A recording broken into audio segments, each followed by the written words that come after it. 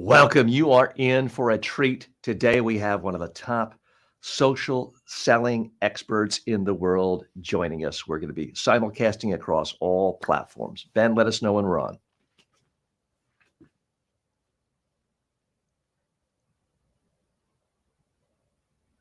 Okay, we are ready now. Don't forget to record. Oh, yeah. Okay. Okay.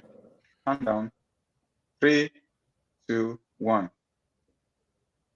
It's the holy grail of selling. Everyone wants it. Everyone dreams of it.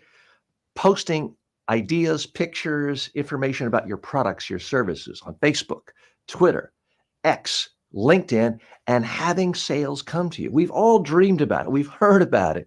We've watched the Gary Vaynerchuk YouTubes, and yet for most of us, it slips through our fingers. Well, I'm very happy today to have one of the most world-renowned experts on social selling. This is what he's done. He's written not one, not two, but 3 best-selling books on how to sell through social media. LinkedIn has said he's one of the top 10 sales experts in the world in online selling. He's been ranked number 1 by Analytica as one of the most influential social selling experts. He is all over the place. He walks the talk, and we're going to learn fantastic lessons today on what we can do to do a better job of selling in our own business. I'm very excited to introduce our guest today, Tim Hughes. Tim, thanks for joining us. Hi, TJ. It's really exciting to be here. Our audience is excited about having you as well. So let's dive right in. I'm sure I'm not alone where every couple of years since about 2006, I get all excited. I watch a Gary Vaynerchuk video and I think I'm going to be great at this social media selling. And I do a bunch of tweets, or I start a podcast, or I start a new series where I go live on Facebook every day. And a month or two later, I'm like, nothing much is happening. Guess it doesn't work. And forget about it. I've been guilty of that. I know a lot of your clients have done that. What's the real difference between people who think about it, which is everyone, people who start, which is, 90% of the world, and people who all go all the way through the funnel and make something meaningful happen to their business, their bottom line, and their customers? I think that I love Gary. I think he's brilliant, and the advice that he gives is excellent. I think that the mistake that most people make is that they think that social media is the same as the world has always been. So, for example, what's happened is that we've always had what has been called interrupt marketing, which is there's an advert, it interrupts you, and there's a pitch. Cold calling is there's an interruption and I pitch, and email marketing is I interrupt you and I pitch. And people seem to think that what we do with social media is that they come to social media, you're going to interrupt me and I pitch, and it doesn't work like that. And what Gary says, and he's very true about that, is it's social media. So we have to understand that being on social media, here we are talking. I mean, you're just you and your team are just amazing experts at the way that you're able to broadcast using this technology, and it's amazing how we can have that at our fingertips. But what we're not doing is we're not going on and saying, here's my product, buy it. What we're doing is we're having a conversation and we're sharing insights, and that's the thing that people are wanting. Put yourself in the buyer's shoes. The buyer is going onto social media because they may have a problem. They may not know what the problem is. And they're looking for a solution. They're not, if they want to read a brochure, they'll go to your website. What they're looking for is someone that's going to help them. So they're looking for an expert. So basically, as I say, the mistake that everybody makes is that they think, I need to go into social media and sell stuff. The more you try and sell on social media, the worse the outcome will be. And we should know, Tim's been talking to me for a while now. He didn't say, and everyone's got to go buy my book, buy my book. He's had a conversation to be helpful to you and to me. And that being sociable brings out reciprocity. And I want to reciprocate. So I naturally want to talk about and bring people's attention to his latest book, which is Social Selling: Techniques to Influence Buyers and Changemakers, the second edition, which you can buy right now. Thank you very much for holding it up. See, that's social and organic. Someone asked you about it. You didn't just, I didn't invite you on to talk about some, Facebook trend, and then you just pulled this up when I wanted your thoughts on a scandal of Mark Zuckerberg. You brought it up organically, and the book is available right now. We're live on Amazon, on my Amazon storefront. And if you want to buy the book, with one click, you can see it in the carousel, depending on what format you're in right now, whether you'll either see the book either on your left side, your right side of your screen, or below. Any of you joining us from other social media platforms, you can go to my store on Amazon, and that's just amazon.com/shop/TJ Walker Success. And Ben, if you could post a link to that in our comments section so people who want to see us on Amazon can see that. So there's so much change going on in social media. When Gary Vaynerchuk started, he famously just did a 15-minute wine show, for the most part, unedited, live. And then he says the point everyone always forgets is, he spent 15 minutes talking about wine, but then he would spend from 8 p.m. until 4 a.m. answering people's questions in chat rooms about what kind of wine should I have with fish. It was the long, hard work that he put in. A lot has changed since then, and which is presumably why you have second editions of your book and multiple books. What is the single biggest thing going on right now in social media that you think is important for a lot of our audience members who are entrepreneurs, authors, experts, online coaches, online trainers? I think that the big change took place during COVID, which is where before COVID, we knew that there were platforms like this, but we didn't necessarily use them. We knew that there was social media, but we kind of went there. Now what happens is that, 62% of the world's population is on social media. So pretty much the whole of the, if you're in the States or in the UK, every quarter, but there'll be like 700 million people in India. Will be joining. It is just so massive, and the average person now spends 2 hours 20 minutes a day on social media. So the fact of the matter is, this isn't just about your buyers. Your buyers are on social media. There's no argument about it. But your employees are on social media. Your future employees are on social media. Your investors are on social media, and your future investors on social media. So if you're looking to recruit, you're looking for investment, or you're looking to sell stuff, you have to be on social media. It's not a nice to have anymore. It has to be your most important priority, and that's the massive change that's taken place. We're speaking to Tim Hughes, who is a universally recognized expert, not just on the internet, not just on marketing, not just on social media, but specifically how to sell on social media.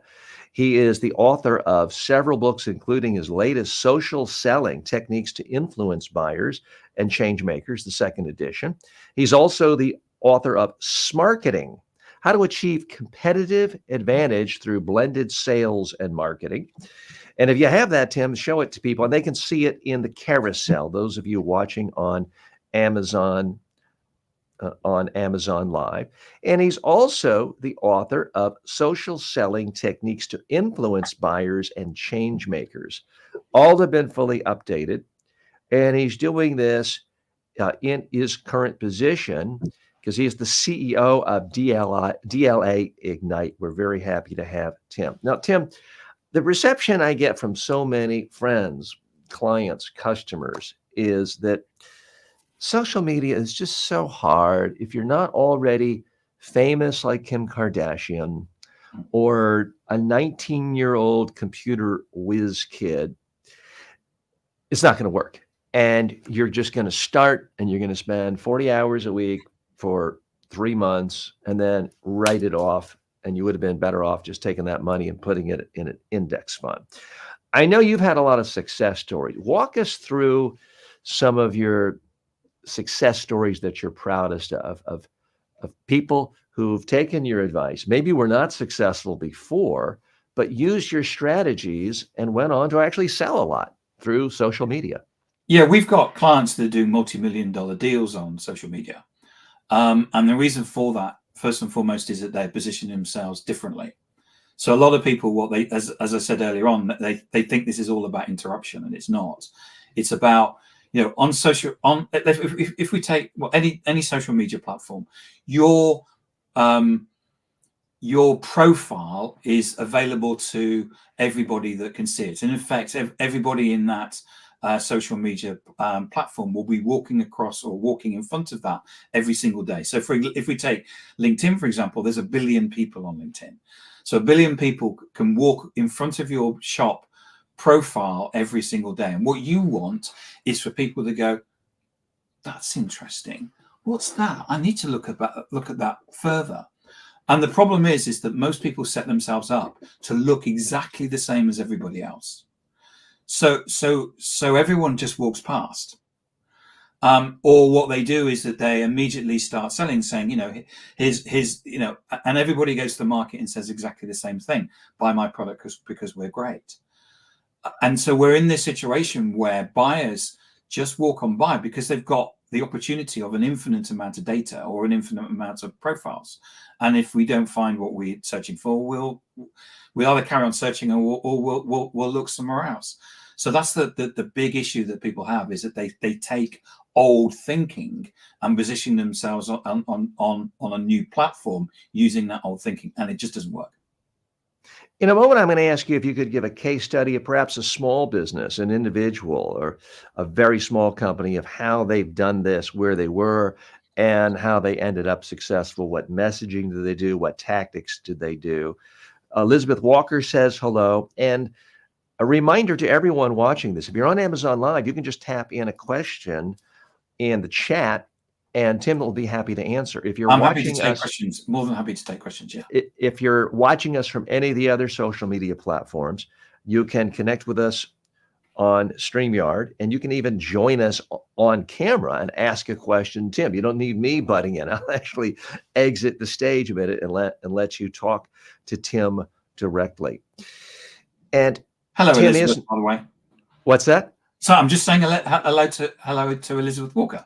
Great, he's being sociable. Okay, is that really the biggest problem most people have? Is they're just too quick to say, "Well, buy my product, buy my product." Yeah, yes. So the thing that you need to understand with social media is that it's the ability to have conversations, and what we need to be thinking about is what am I going to do? What am I going to do is going to create a conversation. So if you take the classic way that people use content, what people do is that they use content as a way to broadcast. So this is the introduction, which is where you say you go to social media and you put up a piece of content and say, this is my company, these are my products, and we're great. Come and buy from us.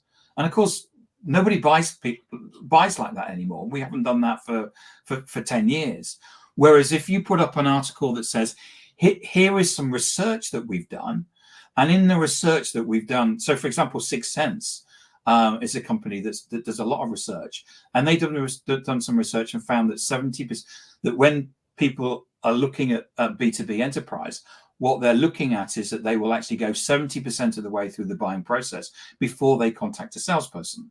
Now, what they've done is that they just went and said, this is the research and this is the finding that we've had. That caused a conversation, because some people will say, well, I don't believe that. Other people will say, like me, will say, I actually think it's 80%. But the fact is that they're having a conversation. And then what you're able to do is you need to have the skill to be able to harvest that conversation.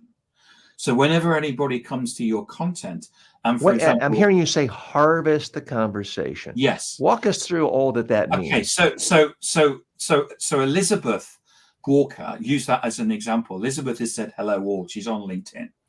What we then have is that she's actually said, I have a digital resonance with this piece of content. So I have an opportunity now to go back to Elizabeth and say, thank you for watching the TJ Walker program. And if I'm not connected to her, can we connect? And we can do this on any. And I should point out, I don't believe she's any relation of mine, even though we have the same last name. I'm not recognizing the name or the face. But the thing is her that stopping by. It doesn't matter what social media platform it's on. The fact that they've actually, if someone's liked or commented, what we're able to do is actually go through a process of saying, thanks, Elizabeth, for coming on the TJ Walker show and for mentioning and saying hello, or may we connect? Now, that's a far better proposition for me to go to Elizabeth. She's more likely to connect than for me to go to Elizabeth and say, you came on the TJ Walker show. We've got this list of products and services. Which one do you want to buy? She'll just block me. Mm-hmm. So what we're doing is that we're using social as this mechanism to have, and should be seen as a mechanism to have a conversation. And if we approach things in a non-salesy way, now I'm not telling people that we shouldn't be selling, but we all know that when salespeople come to us, we get a flight or fight reaction. Usually we run in the opposite direction. And so what we're doing is that we're using social as a way of getting that conversation. We're not being salesy. And maybe what I'll do is I'll go through a process of actually getting that person to have a conversation, and it may be we have a Zoom or a Teams call. Mm-hmm. And so at that point, you know what you've done is you've taken something that's social all the way through to actually maybe having a call with somebody and having a meeting with somebody. Our guest is Tim Hughes. He's one of the most internationally recognized experts on social selling. Plus, he has a great cool name of Tim, which is also what my T stands for. I'm Timothy John. So we're happy to have you. If you have a question for Tim, all you have to do is push the button, join us in StreamYard. You can talk to him. You can also post your questions, as Elizabeth has just done. She says, if my profile is a billboard and I want to grab people to my link, what are the best hook lines to get people to click? And yes, harvest is a great term. Bring the conversation to the surface. So it's a great question, Elizabeth. So the thing that we're looking for on social media is humans. It's all about human to human. We're not chatbots or anything like this. It's a human to human connection. And for example, one of the things that we do is that we try and find commonality. So for example, TJ it's a great example of his forming commonality with me, which is the fact that he said that his name was Tim. Because immediately what I do is, if I know there's other Tims, immediately I feel drawn to other Tims. It's something that we have as Tims. And we start going through that process of knowing, liking, and trusting somebody. So I know and like and trust TJ more because I now know his name is Tim. So one of the things that we can do, Elizabeth, is that your summary title on your LinkedIn profile is the most visible thing about you. And this is the same on whether it's on X or whether it's on Instagram or whatever. You've got a piece which talks about yourself. This shouldn't be about your products and services. It's about you, because you are ultimately the person that owns that social media account. We're not interested in your company. We're not interested in your products. We're interested in you as a human being. And what you need to do is we're trying to get you over as a person of interest. So for example, you might say that you're a marathon runner, or you're a hockey player, or you're an ice hockey fan, or whatever it is. Because what we're doing is that we're trying to build that human connection. My partner, for example, she used to be a rower. So she talks about the fact that she used to row. If you come to my LinkedIn profile, and please, you can come along and look at my LinkedIn profile. You'll see that I have a summary title is very different from anybody else. And the whole point of that is to start a conversation. you need to be making sure that your social media platforms And are Tim, working hard for you. I will point out, we're going to show everyone your LinkedIn profile Oh, wow, in okay. just a little while. Well, But I know that's one of your amazing. main tenets is every social media platform is a little different. You have to know why people there and respect that. At the moment, Amazon is nice enough to let us go live right on Amazon, and we're happy to be a part of the Amazon community. People come to Amazon for different reasons than going to Facebook. Typically, if they're on Amazon, they're ready to buy. Not only do they have their credit card out, it's already programmed into Amazon, and they can click. With one click, they can buy it. So I want to do a segment now where we often invite our guest to do the free pitch. And what I mean by that is you don't have to wait for me to ask a smart question. I might just ask dumb questions. We want you to pitch, give your best pitch, because you're a communication expert and you're good at writing nice headlines and posts and pictures and images for social media. But good old-fashioned speaking to people is often the most effective way to really connect and be social. Because when you think of socializing in the real world, you think of talking to people one-on-one. So what I want to do right now is just give you 3 minutes, a minute for you to tell people how they're going to benefit from each one of your books, and hold it up. We're here on Amazon. The people who are on Amazon are ready to buy. They're looking to buy. No fumbling around for the credit card or cash or pennies or change. One click and they can get it. So I'm going to exit right now for about 3 minutes and ask you to pitch your product. When we come back, I'm going to ask you to tell us what you were doing and why you were hitting certain things. We're actually going to dissect your pitch so people can learn how to improve their own pitch. Okay, you've got 3 minutes starting now. Thanks, TJ. So this is my second edition of my social selling book. The first edition came out in 2016, and what I wanted to do at that time was pour everything in my head that I knew about social selling into it. I've been involved in a number of rollouts of social selling, and it was and it was all of the information I had. So I updated it, and it came out in 2022. And so what I've done is I've taken all the learnings that we've done within my company over the last 8 years and actually put that in here.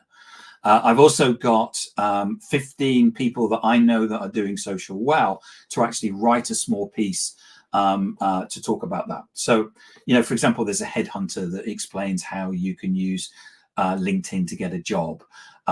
We've talked about how you can get employees to actually use it to increase the visibility of your company. So that's what the book's about. What is social selling? Well, we have a definition of it, which is it's about using your presence and behavior on social media to build influence, make connections, grow relationships and trust, which lead to conversation and commercial interaction. Most people that we talk to are looking for pipeline, and especially at this time, pipeline is really difficult to get hold of. We've been running a benchmark. Everything that we do is based on data. It's not my opinion. We've been running a benchmark now for over a year.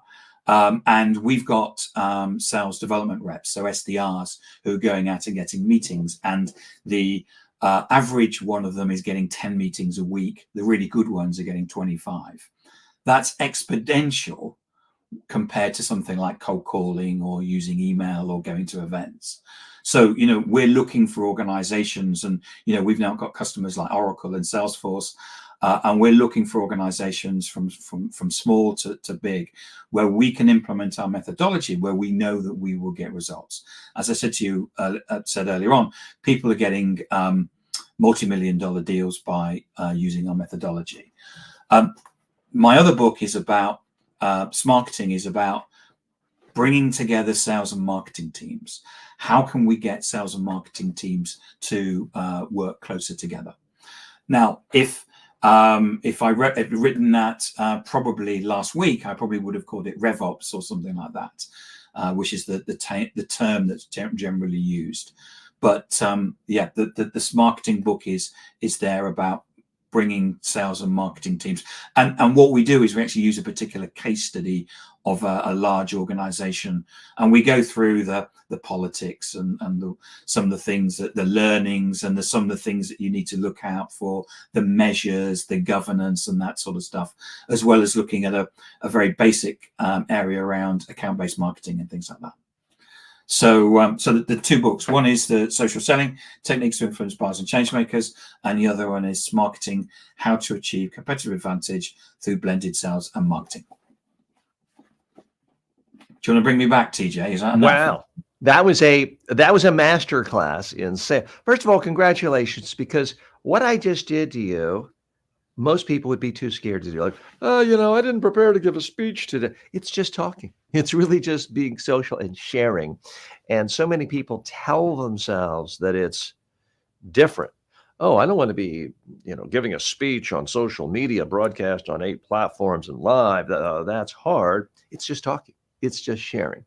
Now, let's step back behind the scenes in just a moment. And again, special thanks to Amazon letting us go live and making Tim's great books available to everyone. If you heard anything there that was interesting or intriguing, you can go ahead and buy the book right now. You can look at the carousel, depending on whether you're on a big computer or a laptop or a cell phone or a tablet. You'll see the carousel either to your left, to your right, or below on Amazon Live, the book, and you just click on it and you can buy it in one click. You can also look at the page to learn more about it and reviews, see what other people say as well.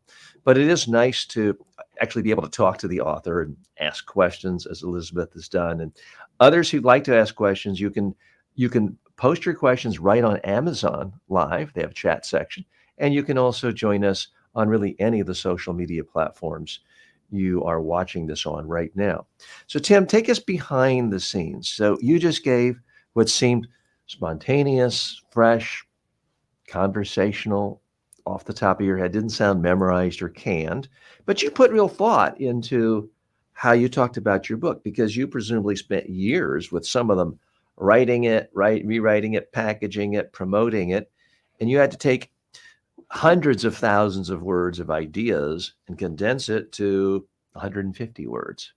Tell us what you were consciously doing when giving those presentations a moment ago, putting a spotlight on your book. What I wanted to do is make sure that the books feel accessible to people. And you know, it's about trying to boil down, to use your phrase, about what is it actually about? Because yes, I spent a lot of time writing them, and really, what is it that people want today? In most cases, in all the organizations that we talk to, the number one thing they need is pipeline.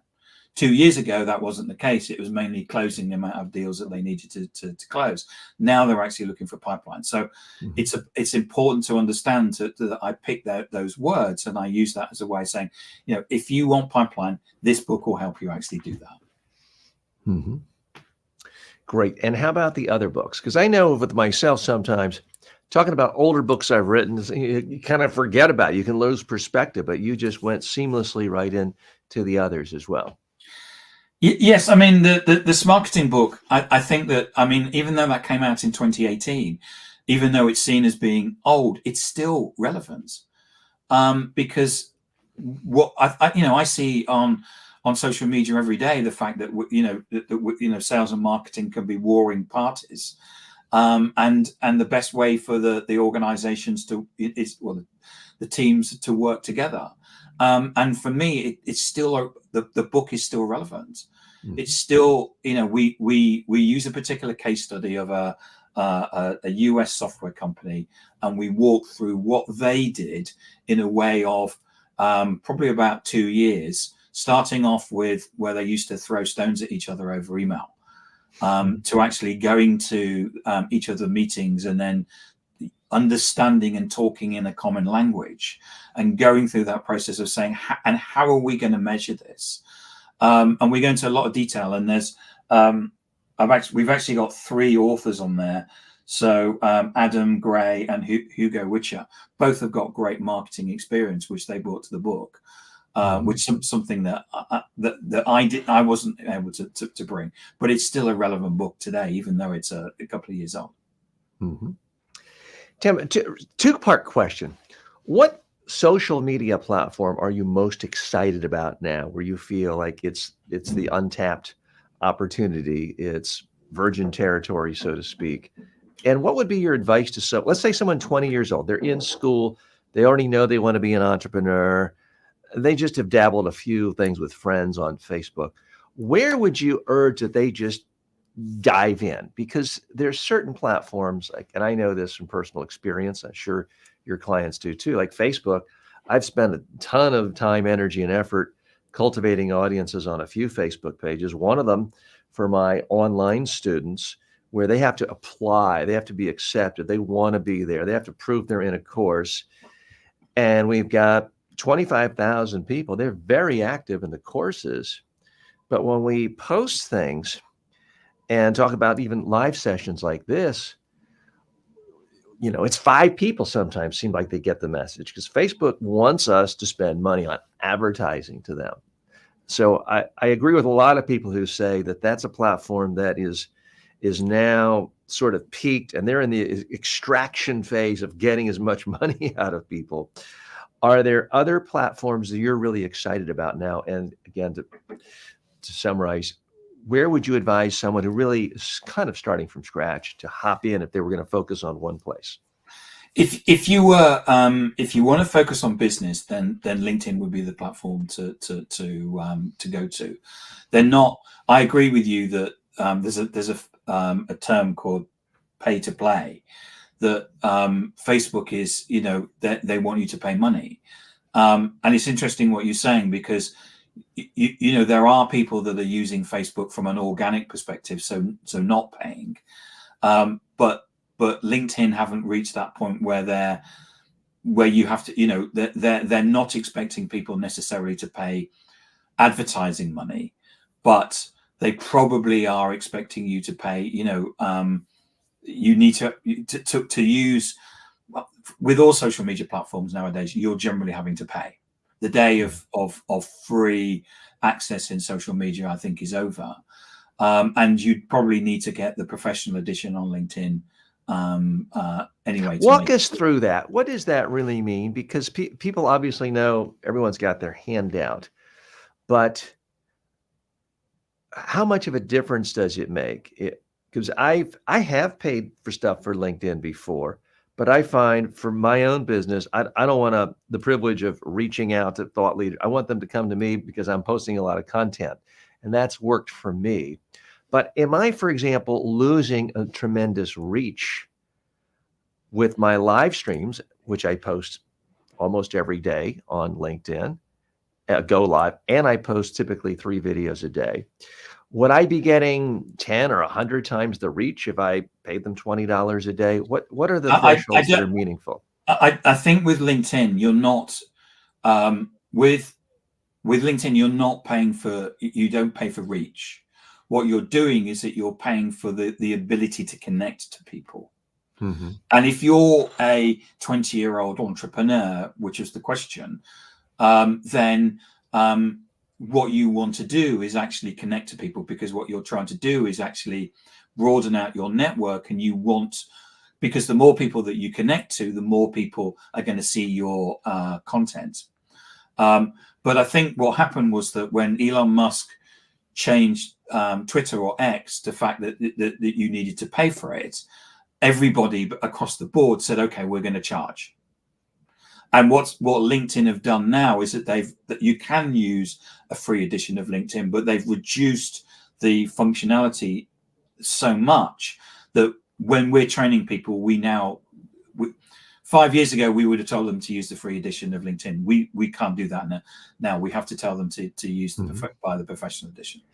And which platform is most meaningful for you for getting business? Is it LinkedIn? LinkedIn from a business perspective. We use. I'm on all platforms. I think that you need to have a presence on LinkedIn for business, and then you need to have think about one other, and that could be Instagram, it could be X, It could be TikTok.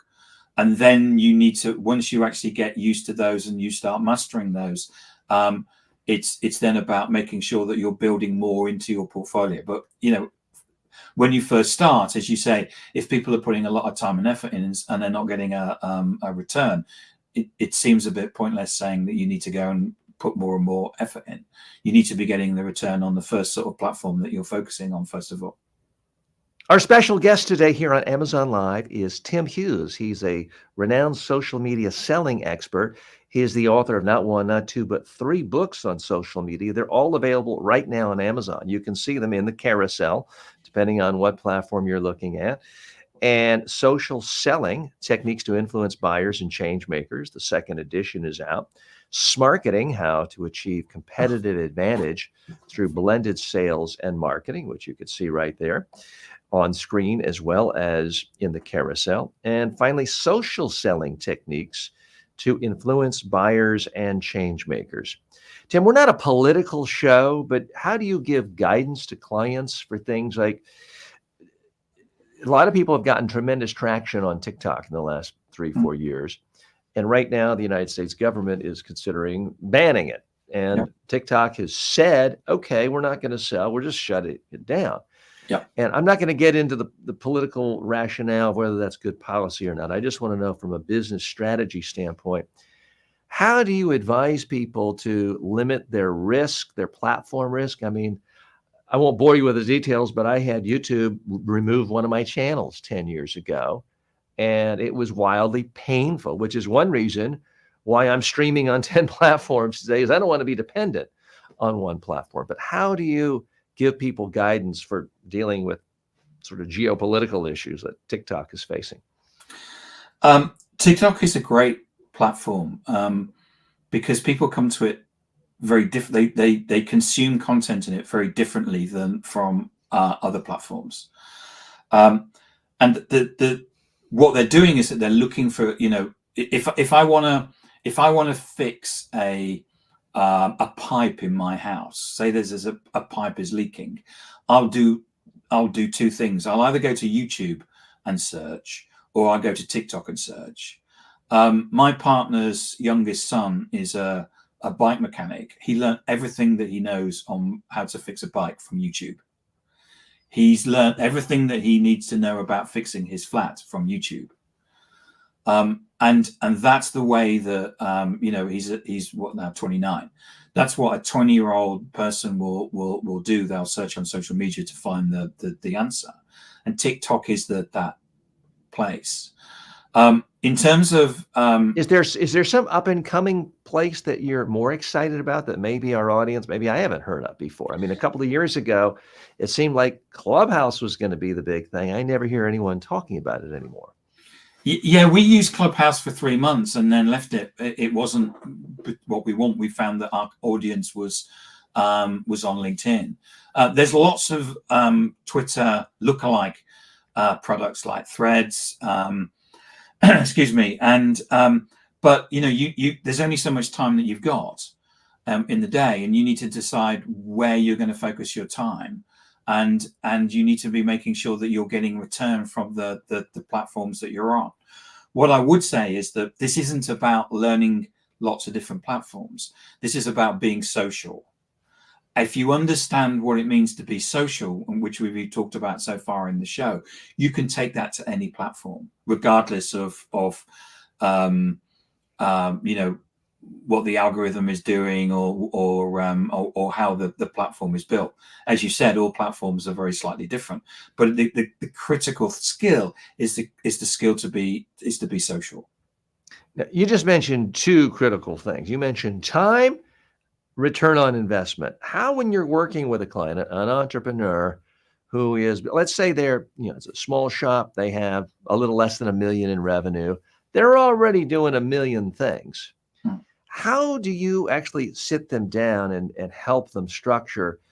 You're going to spend the first 20 minutes a day on social media, and you're going to expect 0 return on investment for 5 months. And in month 6, you're going to expect how do you get them to set realistic expectations for return on investment? How are they actually defining it? and how are they working it into their daily workflow? So there's two things that you should really be measuring on social media. One is the number of, from a sales perspective, one is the number of meetings that you're generating and the revenue that you create. With our social selling methodology, we will know that people can generate meetings within 3 weeks. So this is not like you've got to spend 6 months doing stuff. It's about just understanding what you need to be social. And as long as you're doing the right things, and you're not coming across, the worst thing that you can do is just go onto social media and say, here's my product, buy it. Here's my product, buy it, because people will just tune out. You need to go onto social media, and you need to share insight. Share the top, write something like, what's the top 3 issues that your clients have right now? Because if someone reads that and they go, do you know, I have those 3 issues right now, and you have a good profile, they'll say, TJ, can you help me? You've just written the blog about it. Clearly, you know about this stuff. Clearly, you're an expert. So this isn't about selling. It's about helping people and giving them advice. And if they see you as an expert, they'll come back and ask you for more information. Okay. Can you give us a case study of one of your most successful pieces of content you ever put out socially? I mean, I know for me personally, it's sometimes you're in a hurry, you didn't think, and it's almost just top of head, something comes out, and that's what really resonates, as opposed to something you plotted and researched and thought about carefully and organized perfectly for 2 months. What piece of content, what message have you put out that generated results and maybe continues to generate results for you? It's a great question, TJ, because we've done some research on what content works. And the best content that you can get that gets the most engagement is human content.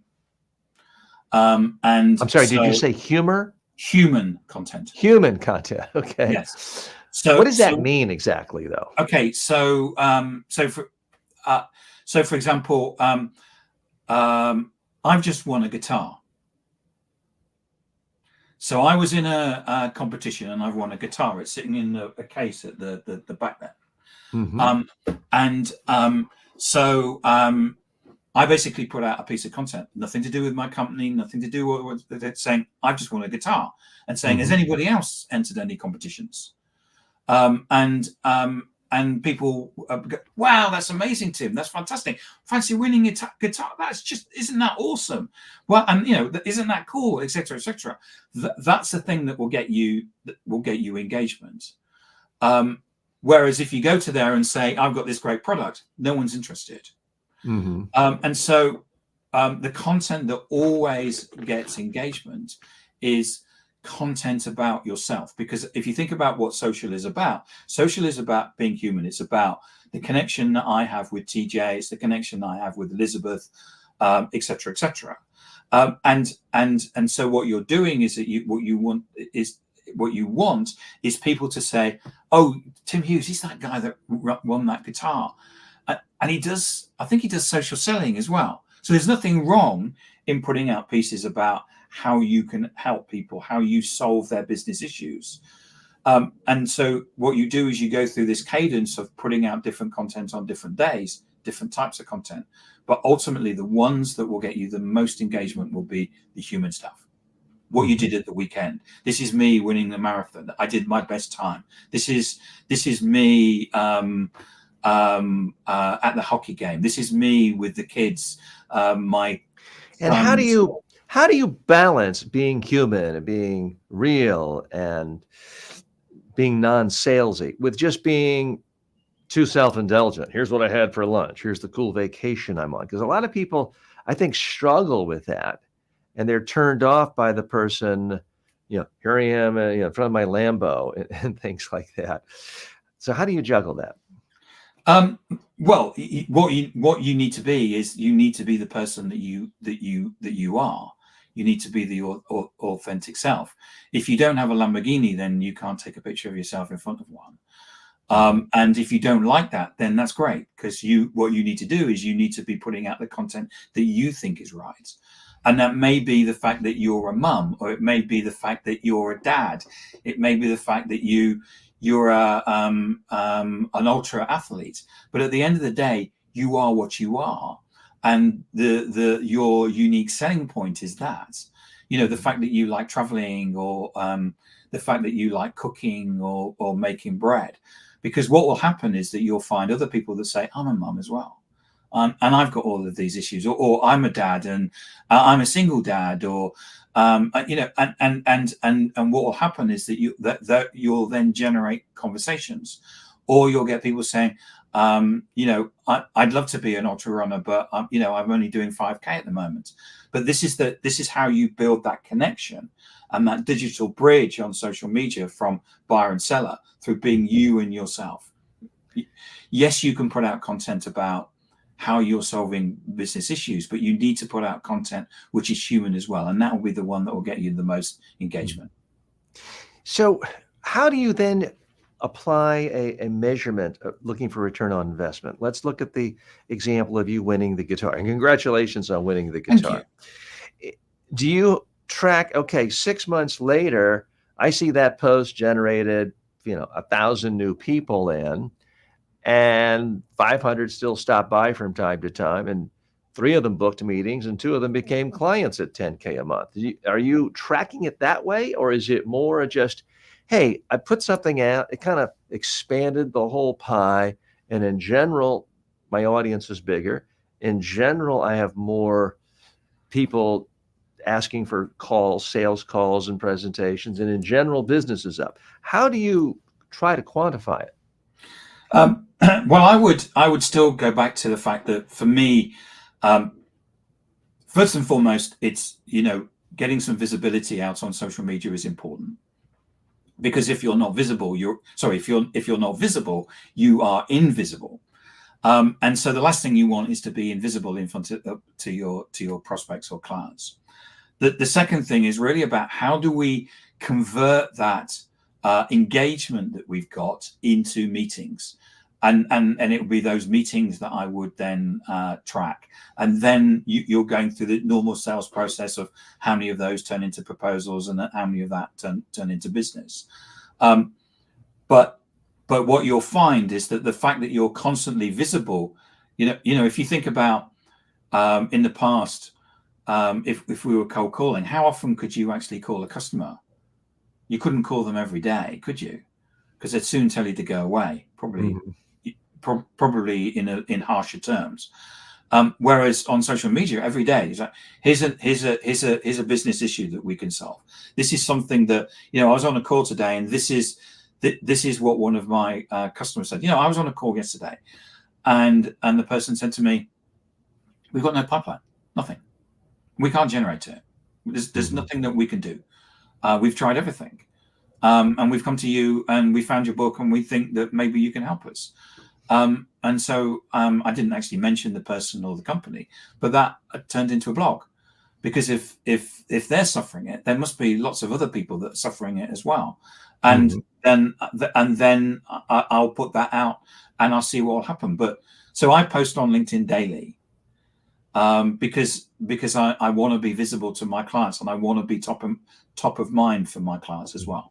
I am going to ask you in a few minutes, after we conclude our Amazon Live section, to walk us through your posting schedule, because a lot of people want to know, and I think a lot of people are intimidated, and I don't mean to keep bringing him up, but people are intimidated by Gary Vaynerchuk, who says, wow, you've got to do 289 pieces of content per day. When people hear that, and it's like, what window can I jump out of, is the response I think most people face.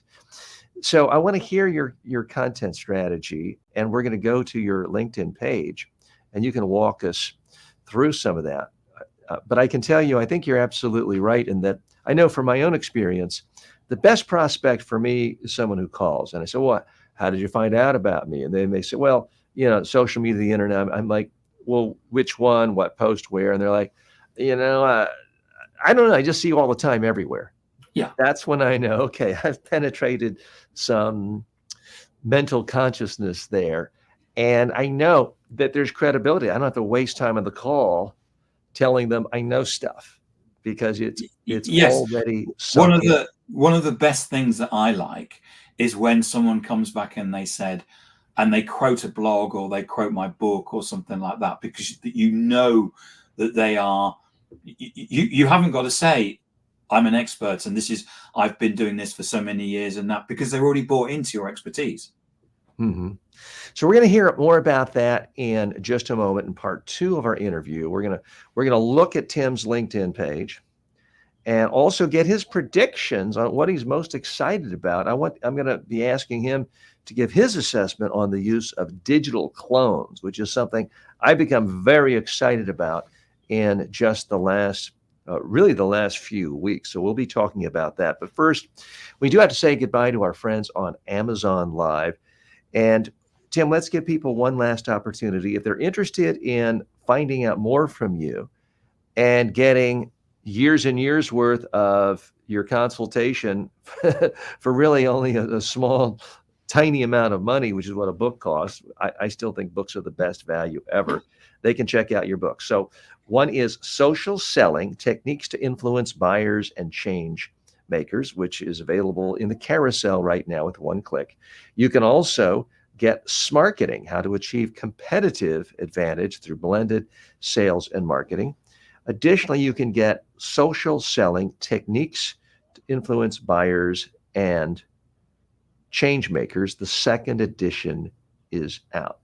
So again, special hello to all of our friends on Amazon Live.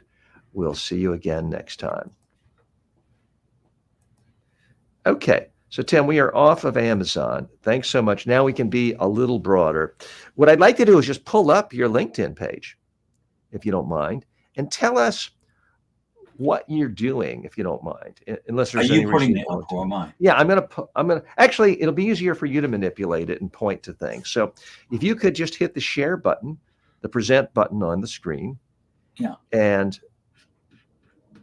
the permission setting should be such that you can do that.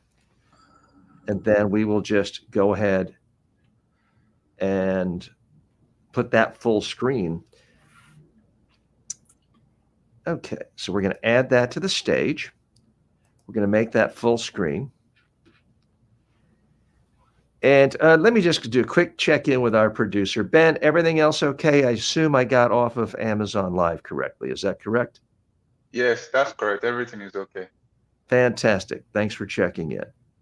Okay, so Tim is going to sort of give a dissection of best practices regarding a LinkedIn page, because for most businesses, maybe Instagram works for you, maybe Twitch does, maybe not. But if for so many businesses, LinkedIn is a first among equals, I would assume you share that thought. So walk us through your page, what you're doing, why it's effective, and different things that sort of stand out that you think you're doing that most people are not. Okay. So you can see my LinkedIn page. Yes. Okay. So let me walk through what a good LinkedIn page should look like and why. So first and foremost, you need to have some sort of image at the top here. Now, the important thing is to remember, this is your LinkedIn page. It's not your company's. As soon as you put a corporate banner at the top there, you immediately start looking like some sort of corporate robot. What you need is to have you jet skiing or something about you, because this is your page. This is about how you're going to form a connection with me when I come and land on it. You need to have an image where if we were at a networking event or something, where you could look at my LinkedIn page and you can get an idea about what I look like. It shouldn't be you holding a glass of wine. I know that you feel that that's social, but it shouldn't be you sitting on a horse 100 yards away. This is about having an image that I can see. The reason why I have these Chinese characters on my name is it because people come to me and say, "Why have you got Chinese characters after your name?" And at that point, I'm in a conversation. So this is what I'd said earlier on about how can we use social media in a way that's actually going to start be working for us 24 hours a day, 366 days a year, that's actually going to form conversations. And for some people looking on smaller screens, they can't necessarily see all the details, but you have 34,000 followers, Yeah. Which is very, very impressive. Thank you. You could talk about that as you walk your way through this. Yeah. So the high next, points of this. the next important thing is about your summary title. So if you Google me, say it doesn't matter who it is. If someone Googles you, there'll be three things that they'll see. They'll see your photo from LinkedIn. They'll see your name from LinkedIn, and they see this summary title. Google loves LinkedIn because of the fact it's full of content. So if you go to Google, what Google's trying to do is pull back the piece of content that's most likely to match the search criteria. What your title should do is get someone to say, that's interesting. The big mistake that people make, and this is something that a lot of LinkedIn trainers teach, is that they say it should be what you do. That is not correct. What you're trying to do is actually get people to actually come to your profile and read more. The reason why it shouldn't be what you do, I get a lot of people coming to me and their summary title will say, I teach CEOs, or I help CEOs with their accounting. Now, I already have an accountant. So I know that person is going to come to me and they're going to try and pitch me accountancy services. I just press ignore. I get people coming to me saying, I help CEOs with their fitness. And I ignore. So if you put what you do in there, it's a massive error. One of the things that you need to do, and going to your point, TJ, is that this is a social network. It's about connecting to people. The bigger the wider and the broader the network that you have, the better results that you're going to get. The important thing is, especially when you're using whatever platform it is not to go to people and immediately spam them and say, this is my product or service. You need to understand that this is about them. For them to invest in a connection with you, you need to be interested in them. So let's just down here, there's one of my team here, Alex Abbott. If I wanted to connect with Alex, the thing is I need to do is go to him and say, I've read your profile and I think it's really interesting, or I've read this blog and I found this thing particularly interesting. The important thing is that you're talking about them, not yourself. Salespeople usually talk about themselves. It's not about them. It's about the client. So that's really important to actually increase your network. The bigger the network you have, the more reach you have. The other thing here is your about section. This is not about your company or your products. This is about you. This is the first thing. If I'm looking down your profile, this is the thing that will stand out. You know, what is it that you're going to say that's going to connect me? That's going to say, I understand that you're an expert, but I also understand that you are a human being yourself. So what you're doing is that you're writing in this about section. It's not about your company or products. It's about who you are, what your interests are. And then what you'll find is that there are, you will have certain company posts. So if you want to talk about who you are, who your company is, and the products are, you do that within your experience section. And then also what you have is your activity. So here are some of the blogs. So for example, this blog, this piece of content here is the interview with TJ Walker that we've been live streaming from TJ's StreamYard to my LinkedIn. Does that give you a very quick overview, TJ? Yes, fantastic tips, because I'm almost ashamed of my LinkedIn page, which we're not going to go there right now. But I do want to pick your brain and your expertise and unfairly take advantage of you, because I know you normally would charge tens of thousands of dollars for this. I want a critique of a new, I think, social media tool I'm using Ben, I need you to pull up or find the link for me of our new training webinar, free communication skills training webinar. Little background, Tim. I went into one of these. I've been following all these gurus on how you use basically long YouTube ads to lead people to a long form free webinar on something, which really is just disguised to get people to a funnel into taking a call with you where you talk to them for an hour and then sell them on a hybrid coaching plan. A lot of people do this very well and very successfully. And I spent a lot of time and money and effort, and I felt a little cheesy and sleazy about it because you lead people in sort of the standard advice is promise them the solution to all these problems. Then when you get them there, you talk about all their pain points and you agitate, talk about pain. You talk broadly about the solution. And then you say, but your particular situation is so unique and different and special.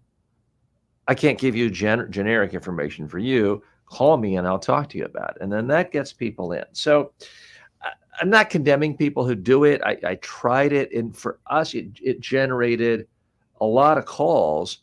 And I would say 90% of the people who booked calls, confirmed call, just never showed up. Those who did, it just wasn't in alignment. They were looking for something that was, I don't know, $99, and our price was $5,000 for this blended coaching program. Yep. So, and we sold a few, and the people we sold it to loved the program, but I couldn't figure out how to scale it. Therefore, it just didn't seem to work. So I came up with something completely. And Ben, I see you've posted this, but now I forgot how I can click on it or capture it to then pull it up on another screen. Ben, if you could just email it to me, that's going to be the easiest way for it. So I did a completely different webinar. I did an anti-sales webinar, sales webinar. So I created recently a video where I say, look, I know I'm supposed to hit all your pain points and do all these things to get you on a sales call and seem like I'm actually going to teach you communication skills, but I'm actually going to just give you all my expertise here and teach you, and you don't have to buy anything. You're going to learn a lot. And the reason I'm going to do it is there's a certain percentage of you, maybe it's 1%, are going to say, okay, that's helpful, but I want something more in-depth, in-person training, a speech, a seminar, a webinar, a live session on Zoom for training. And if you want it, it's all right here in the bottom, but you can just keep on listening. And so I didn't do all the fear I really just gave them a training as if they had paid for a full day with me. Now it's 75 minutes long. So we did it maybe 6 weeks ago. We are connecting it to pages that give content about basically all my services, because like a lot of people, I package my expertise and sell it in different ways. And sometimes people want a day of me, and that's one price. Sometimes they may want a week. Sometimes they may want Zoom session with one of my other trainers, or they don't have a certain budget and they want to come to a public workshop, which my company does. I don't personally do those. We have webinars, we have books. So we're violating some of the standard marketing rules, which is, a confused customer never buys. Give them one option, or at most 3.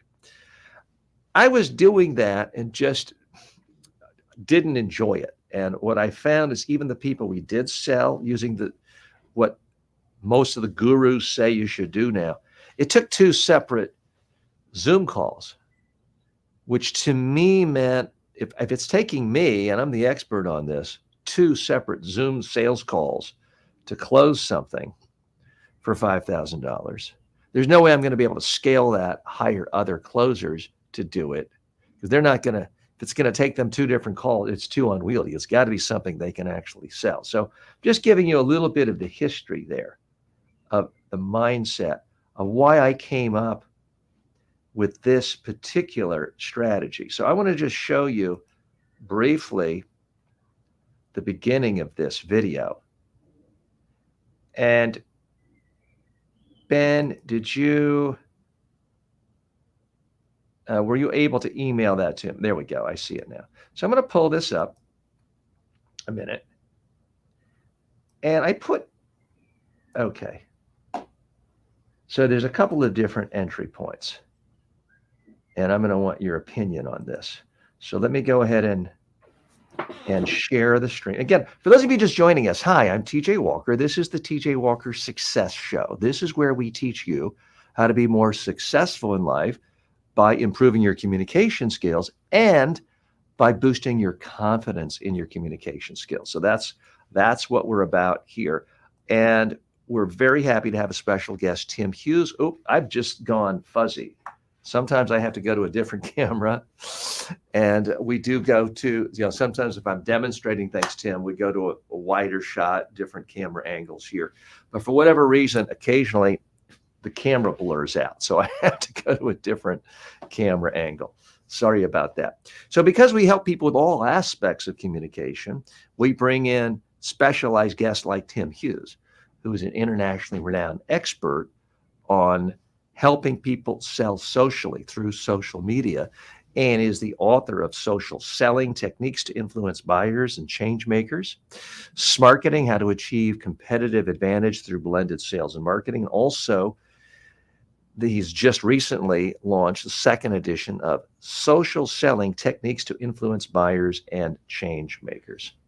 So I'm going to share with you what I'm doing, and I want honest feedback. I want you to tell me what I'm doing wrong or how I can do it better.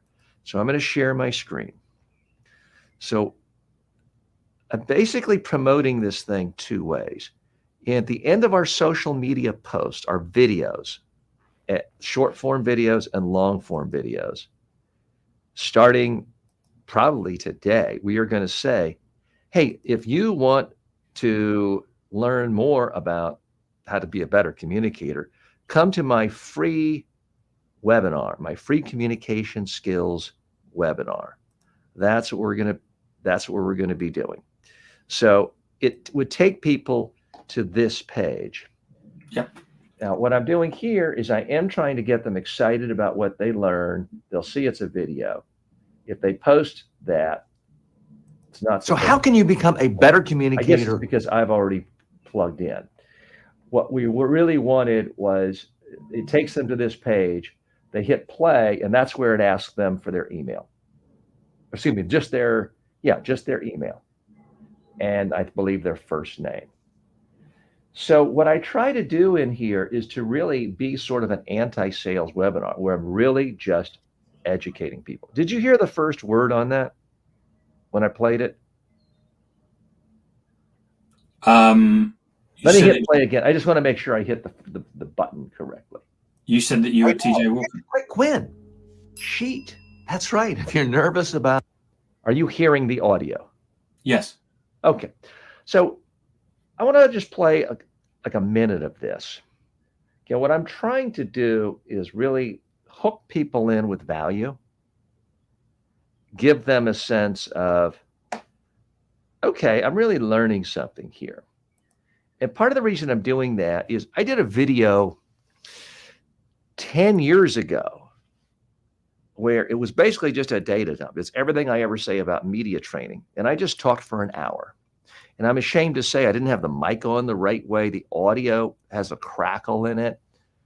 Zero special effects, zero editing, zero graphics, zero music, it's just me talking about media training. And it gets views every day to this day. It gets me leads every day because people come in, they feel like they learned so much about media training because I basically gave away the store, shared every secret. And that has gotten me more than 100,000 views. But more important is it brings in prospects in a way a lot of my much better produced videos really don't. So that's a part of my thinking here. And again, all I'm trying to do is to get people to watch this and feel like, okay, I'm not watching a sales pitch. I'm actually learning Let me listen more. And then I think halfway through and then towards the end, I say, look, if you want more, I got more here below. Check it out.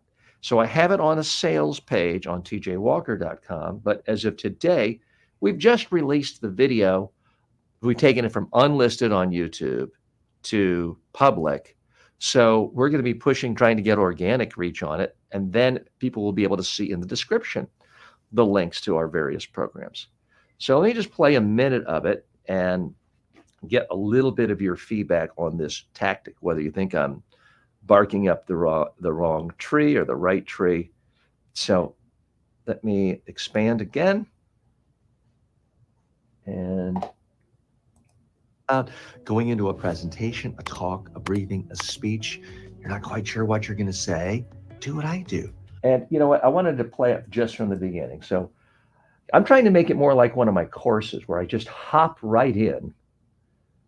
And it's none of this, hello, how are you? And here's my name and here's my title. I just try to give people value. So I'm structuring it as a communication skills masterclass. And there are obviously other people doing this, but they're really just very, very thinly disguised sales pitches. And this is, I think, 97% pure focus on helping you build skills. So how can you become a better communicator right away? Here's a quick win. Cheat. That's right. If you're nervous about going into a presentation, a talk, a briefing, a speech, you're not quite sure what you're going to say, do what I do. I have a cheat sheet. Everything I'm going to say for the next hour is all right here. Now, the beauty of this is it's a single sheet of paper. If I'm speaking on camera, I can just put it in front of my laptop, in front of my computer. No one sees it. If I'm speaking to a larger audience and perhaps walking around, or even if I'm in a big room in front of a large audience, I can have that one sheet of paper on a table. I can have it on top of a laptop. I can have it scattered out several. So that's all we'll watch of that. But I wanted to get a sense from you of whether you think this will be effective or not, because again, I'm trying to back away from this strategy that a lot of people are giving coaches like me, which is don't try to sell different things. Just focus on one really high-end, scalable coaching program. And I just found for what I do, it just doesn't work for most of my prospects. And the sales process was too complicated. So I am essentially casting a wider net here. And as you can see right at the beginning, what I try to do there that people tend to like in my online courses is I try to give them something of value right away where they're thinking, oh, I didn't know that. People really like the idea of a simple cheat sheet and not a full script and not memorizing it. So I wanted to hook them thinking it's interesting and then just give them real value. What I've found from personal experience is sometimes people will come to my content, learn a lot, but they're 20 years old and have zero income.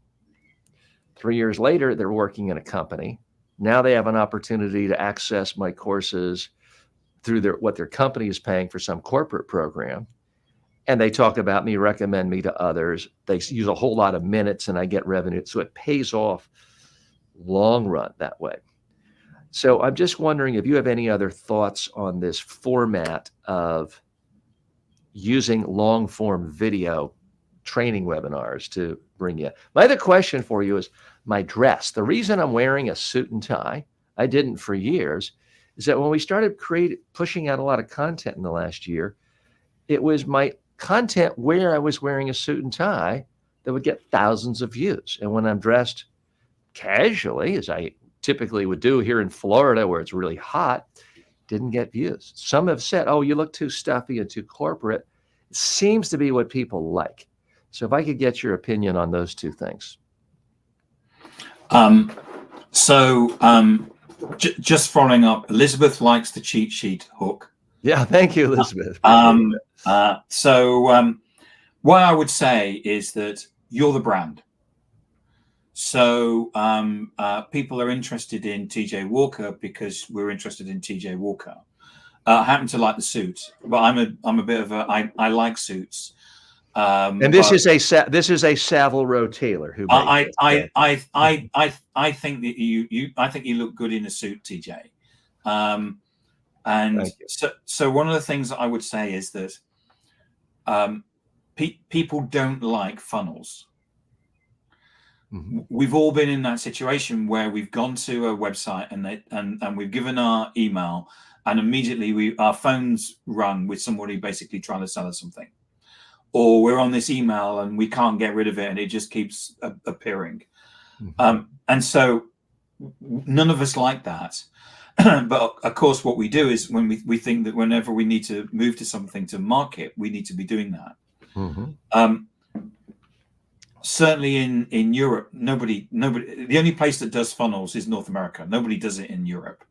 Mm-hmm. So if you're trying to sell into Europe, it's a massive. People just don't do that in Europe. I think it's just what happens. If I could get one point of clarification, yeah, I don't disagree with anything you've said. Yeah, is it instantly too funnily if you say I want your email before I give you this thing of value? Can you ask it one time to give something of perceived value, or is even that too much of an ask? Well, if you think I can go to LinkedIn and I can look at, so for example, the people that are watching this on my LinkedIn profile, I'm not asking for any emails. Mm-hmm. What will happen is that Elizabeth is going to basically like and has commented on this, and I know who Elizabeth is because she's liked or commented on my LinkedIn post. So if I want to, I now can go and look at Elizabeth's LinkedIn profile. If she's a ideal customer profile for me, I probably will try and build connect to her, so she's in my network, and then maybe I may be trying to get a conversation with her.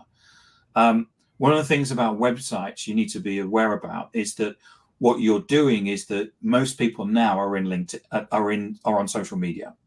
As soon as you say go to my website, what you're doing is that you're sending them to something else. So if you think about Facebook, LinkedIn, they're all walled gardens, and they don't like you sending anyone. They don't like you sending you to other. But in a way, from a psychology perspective, neither does the buyer. The buyer actually likes stuff within the walled gardens. So you just need to be. There's a lot of people that will say, I have an external blog or I have an external website or something. And the issue is that as soon as you say you need to go somewhere else, you'll get people saying, I'm not going to do that. Mm-hmm. I want to consume. The great thing about StreamYard is that you're getting people to consume this content in the platform that they want to basically consume it in. I'm not saying what you're doing is it. I like the video.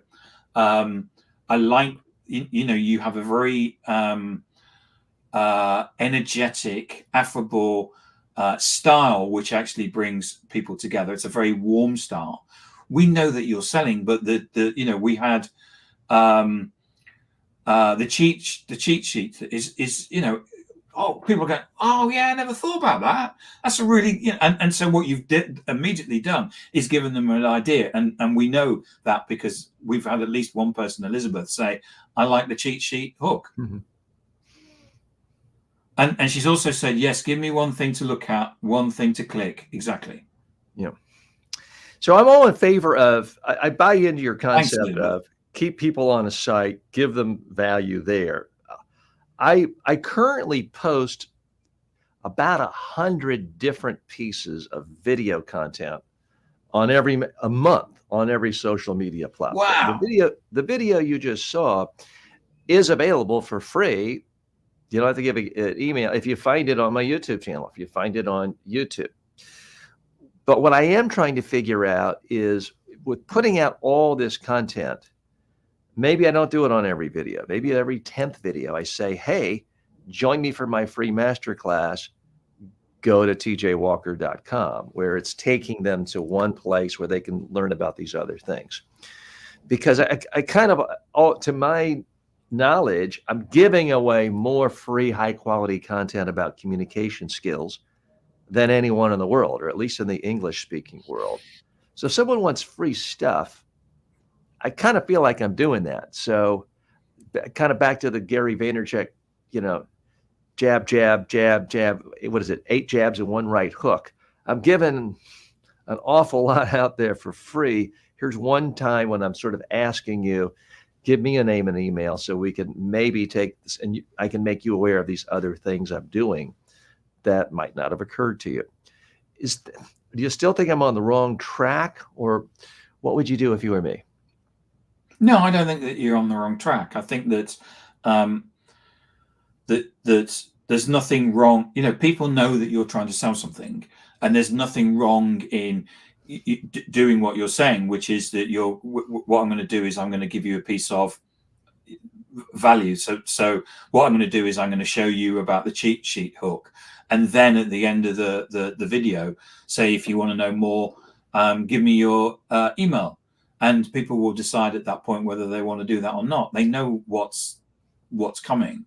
I think probably you need to say, if you give me your email, I'm not going to sell it, or throw lots of emails at you. But there's nothing wrong with having a video and then having some call to action at the end and saying, you know, fill in the email. But you know, Tim, if you've got a number of videos where you say, here's my cheat sheet, here's something else, it's good stuff. Well, thanks. Our guest today, Tim Hughes, is based in the United Kingdom and is an expert on social selling. Tim, what is your advice to Americans who would like to sell to Europe? Because different culture, different market. Full disclosure, I've done an awful lot of work in Europe over the last 20 years, but it's mostly come through the United Nations, not always, but mostly in governments, people who found me through a representative in New York or somewhere. I haven't been that successful selling directly to that many companies or individuals in the United States. What do you think people should, who are Americans, think about if they're trying to expand into Europe? I think they need to leave their funnels at home. You know, I don't know about, I'm not American. I've spent time in America, but no one in Europe is fooled by this thing that's a funnel. People seem to be obsessed with it. And suddenly, you know, in Europe, we know what's coming, and we're not fooled by it. So so Americans hearing that say, okay, so how do I get people to call me? Well, I think that you know, you're going down a useful road, which is what I want to do is I want to understand first and foremost, you know, if I'm going to trust you, first and foremost, I want to understand that you're an expert.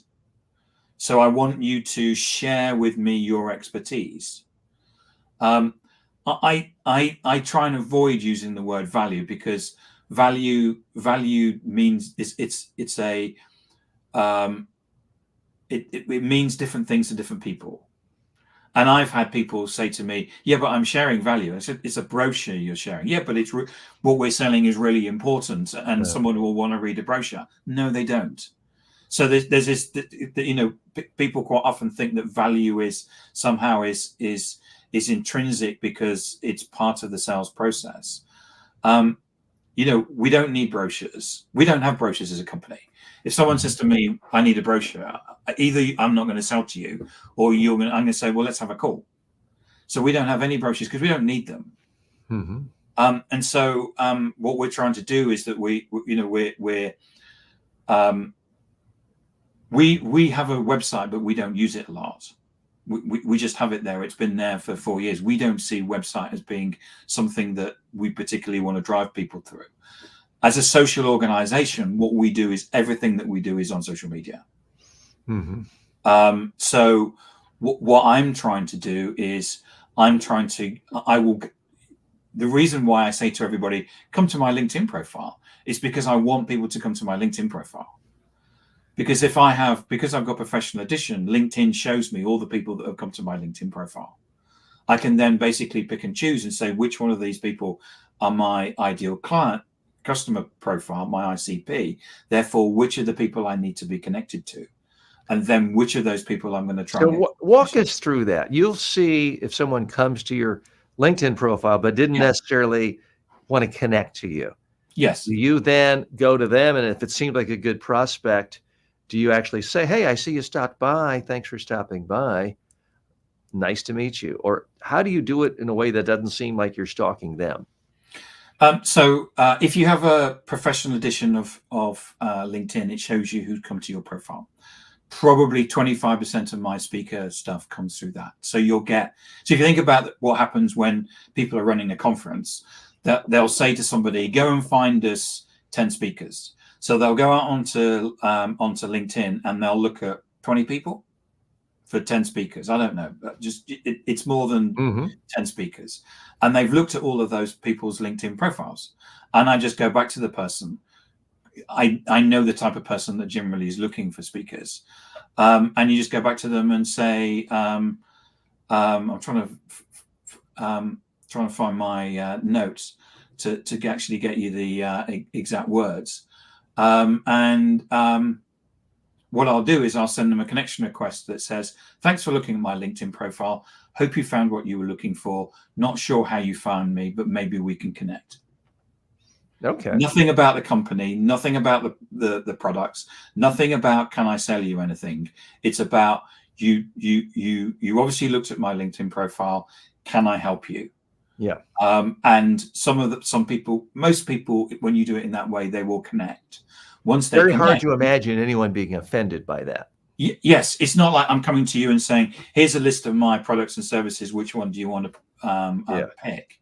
Because you don't know at that point. You know, there's some people that, you know, where we say, you know, why did you look at my profile? And I say, well, I was looking for someone called Tim Hughes, and it's not you. You don't know the reason why the person is looking at you.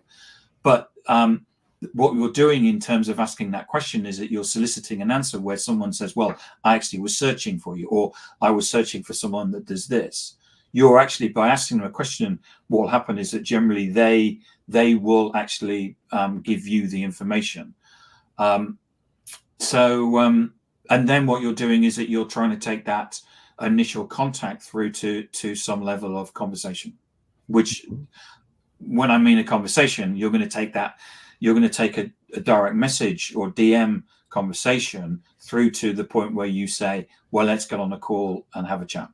And how much time does that take? I mean, a typical day, would you get maybe 50 people who've looked, and you're thinking 25%? So 18 of them, you would give them this one response back. And now, because you're in the professional version, you can send them a message without like requesting to connect with them. Yeah. The free version now isn't. I mean, I think you can only send like 5 connection requests or something with the free version. It's just not worth having. You got to pay for the. So I can tell you exactly. So we now get. So LinkedIn allows you with the professional edition to send 200 connection requests a week. So that's 200 opportunities for you to have a conversation. We now get and I apologize, just so I'm understanding. Yeah. You see that someone who looks like a good, someone who's head of a speakers bureau, you think, oh, this is a good prospect. You see they stopped by. Do you then send them a connection request as well as your message saying, hey, I see you stopped by. I don't know what you're looking for. But okay, so we don't use in-mails at all. We don't use in-mails at all. Because most people who use in-mails, most in-mails that come my way are basically people trying to sell me stuff. So to look different, sorry LinkedIn, if you're because LinkedIn make, I don't know, I can't remember how many billion they make from in-mails. We don't use them at all, and we will teach people how to generate business. And I'm sorry, how are you communicating with them? So what we're doing, we always send a connection request. So when I said I send a message, it's a connection request to the person saying, thanks for looking at my profile. And so you the do connection request gives you a chance to put in a message, but that's not considered in-mail. And forgive me, my lack of knowledge about LinkedIn. In-mail is something else? Yeah, so in-mail is something that allow on the LinkedIn platform that allows you to send basically unsolicited. So it's basically cold calling on a social network. I can send anybody a message saying buy my product or whatever it is. So what we recommend is what as an individual you want to do is you need to be bringing more and more people into your circle of network. Because the more that people that can see, the more that you have in your network, the more basically that can see your content. Now, the other thing about LinkedIn is that when you scroll through your timeline, what it presents to you is content from your network, but it also presents content from your network's network. It does that because what it's trying to do is for you to go, oh, look, that's TJ Walker. That's really interesting. I'm not connected to him. Let me connect. So what they're doing is that they're using that as a way of basically getting people to connect. What you're able to do is the more people you connect to, the more network that you grow. But that means that your content is going to be seen not only by your growing network, but by your network's network as well. So the average person on LinkedIn has about 930 connections. Your network's network is, someone can do the maths, but I think it's something like 800,000. So it's 930 times 930. So think about that as in effect an email list of something like 800,000. So your ability to actually influence and move that out. So what we're doing is if someone comes to my LinkedIn profile, they're probably there for a particular reason. So what I do is I send them a connection request, which is the thanks for looking at my LinkedIn profile. Hope you found what you were looking for. Not sure how you found me, but maybe we can connect. At that point, a person will probably 99% sure that they'll probably connect with me. And then we're into a conversation, a direct message or a DM conversation. My job as a salesperson is to move that into a Teams or a Zoom situation. So you asked me for figures. So we now get 40 when we're so from the 200 connections that you can send a week, we're transforming 40% of those into a conversation. So that's a Zoom or a Teams conversation. So as I said earlier on, the SDRs, our team on average, the average SDR will get 10 meetings a week. The really good ones again get 25. They complain they've got too many meetings, that they don't actually have enough time to do the prospecting. And how much of your time is spent doing these initial connections, and then they write back and, oh, Tim, yeah, I'm looking for a speaker for our conference in Berlin. How much of your time is spent every day on LinkedIn? So I run a small business. I'm a CEO of a small business. It's my job to prospect just as much as it is for my salespeople as well. I have to do that. And partly because I run a social, everything that we do is on social. So I spend the whole of my day on social. Now, as a salesperson, quite often we get asked that, and the answer will be, well, you need to be spending 30 minutes at least. Then it's, we'll be saying you need to be spending an hour. Once people actually go through our social selling training and coaching, and they come out the other end, they understand the reason why they need to be spending all of their time on social. If your buyers, your customers, your employees, your investors are on social, that's where you need to be. We ask a quick best practice.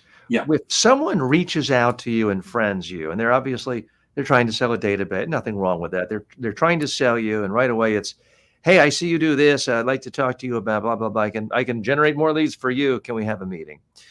What is your standard operating procedure of accepting? Does it help to just have a wider network, or should you just say no to most people unless you think it's really a good strategic fit for you? If the person is trying to pitch to me and I don't see any value in what they're trying to pitch, I just ignore it, and I just press the ignore button, and they go away. And so that's my, what I'm looking for in terms of my network. are people, first and foremost, that I can sell to because I'm a salesperson. So I'm looking for ICP people to connect to. But I'm also looking for people, you're an example, TJ Walker. You're an influencer. And therefore, what I want to do is make sure that I'm standing next to you, because what you'll find is that people are connection snobs. I'm not sure if the word snob means anything in the States. So what happened is that people will They judge you by the company you keep in real life and online. Yes. So what happens is that a connection request will come across, and you'll immediately go, so who are my mutual connections? Oh, this person's connected to TJ Walker. They've obviously, wow, that's if that I must be a classy guy. Yeah. I already trust them. They probably wear a suit, and but if they're connected to people that you don't necessarily know, or you have no mutual connections, you'd immediately say, so who is this person? Because ultimately what you're doing is that by connecting to them, you're allowing them into your world. It's a bit like opening the front door and saying, do you want to come in? And if you go, so who do you know? Well, I know Brian Solis. I know I'm connected to Mark Schaefer. I know Brian Fanzone. I've spoken at conferences with Brian Solis. Yeah, and he's a brilliant. So if if immediately you're connected to all of these people, you go, well, I'll open the door and let them in. So here's my dilemma. I would like your advice on it. One of the problems with my business, there's good news and bad news. The good news is everyone in the world has to communicate through speaking at some level on a daily basis. Retired billionaires have to order their staff and servants around.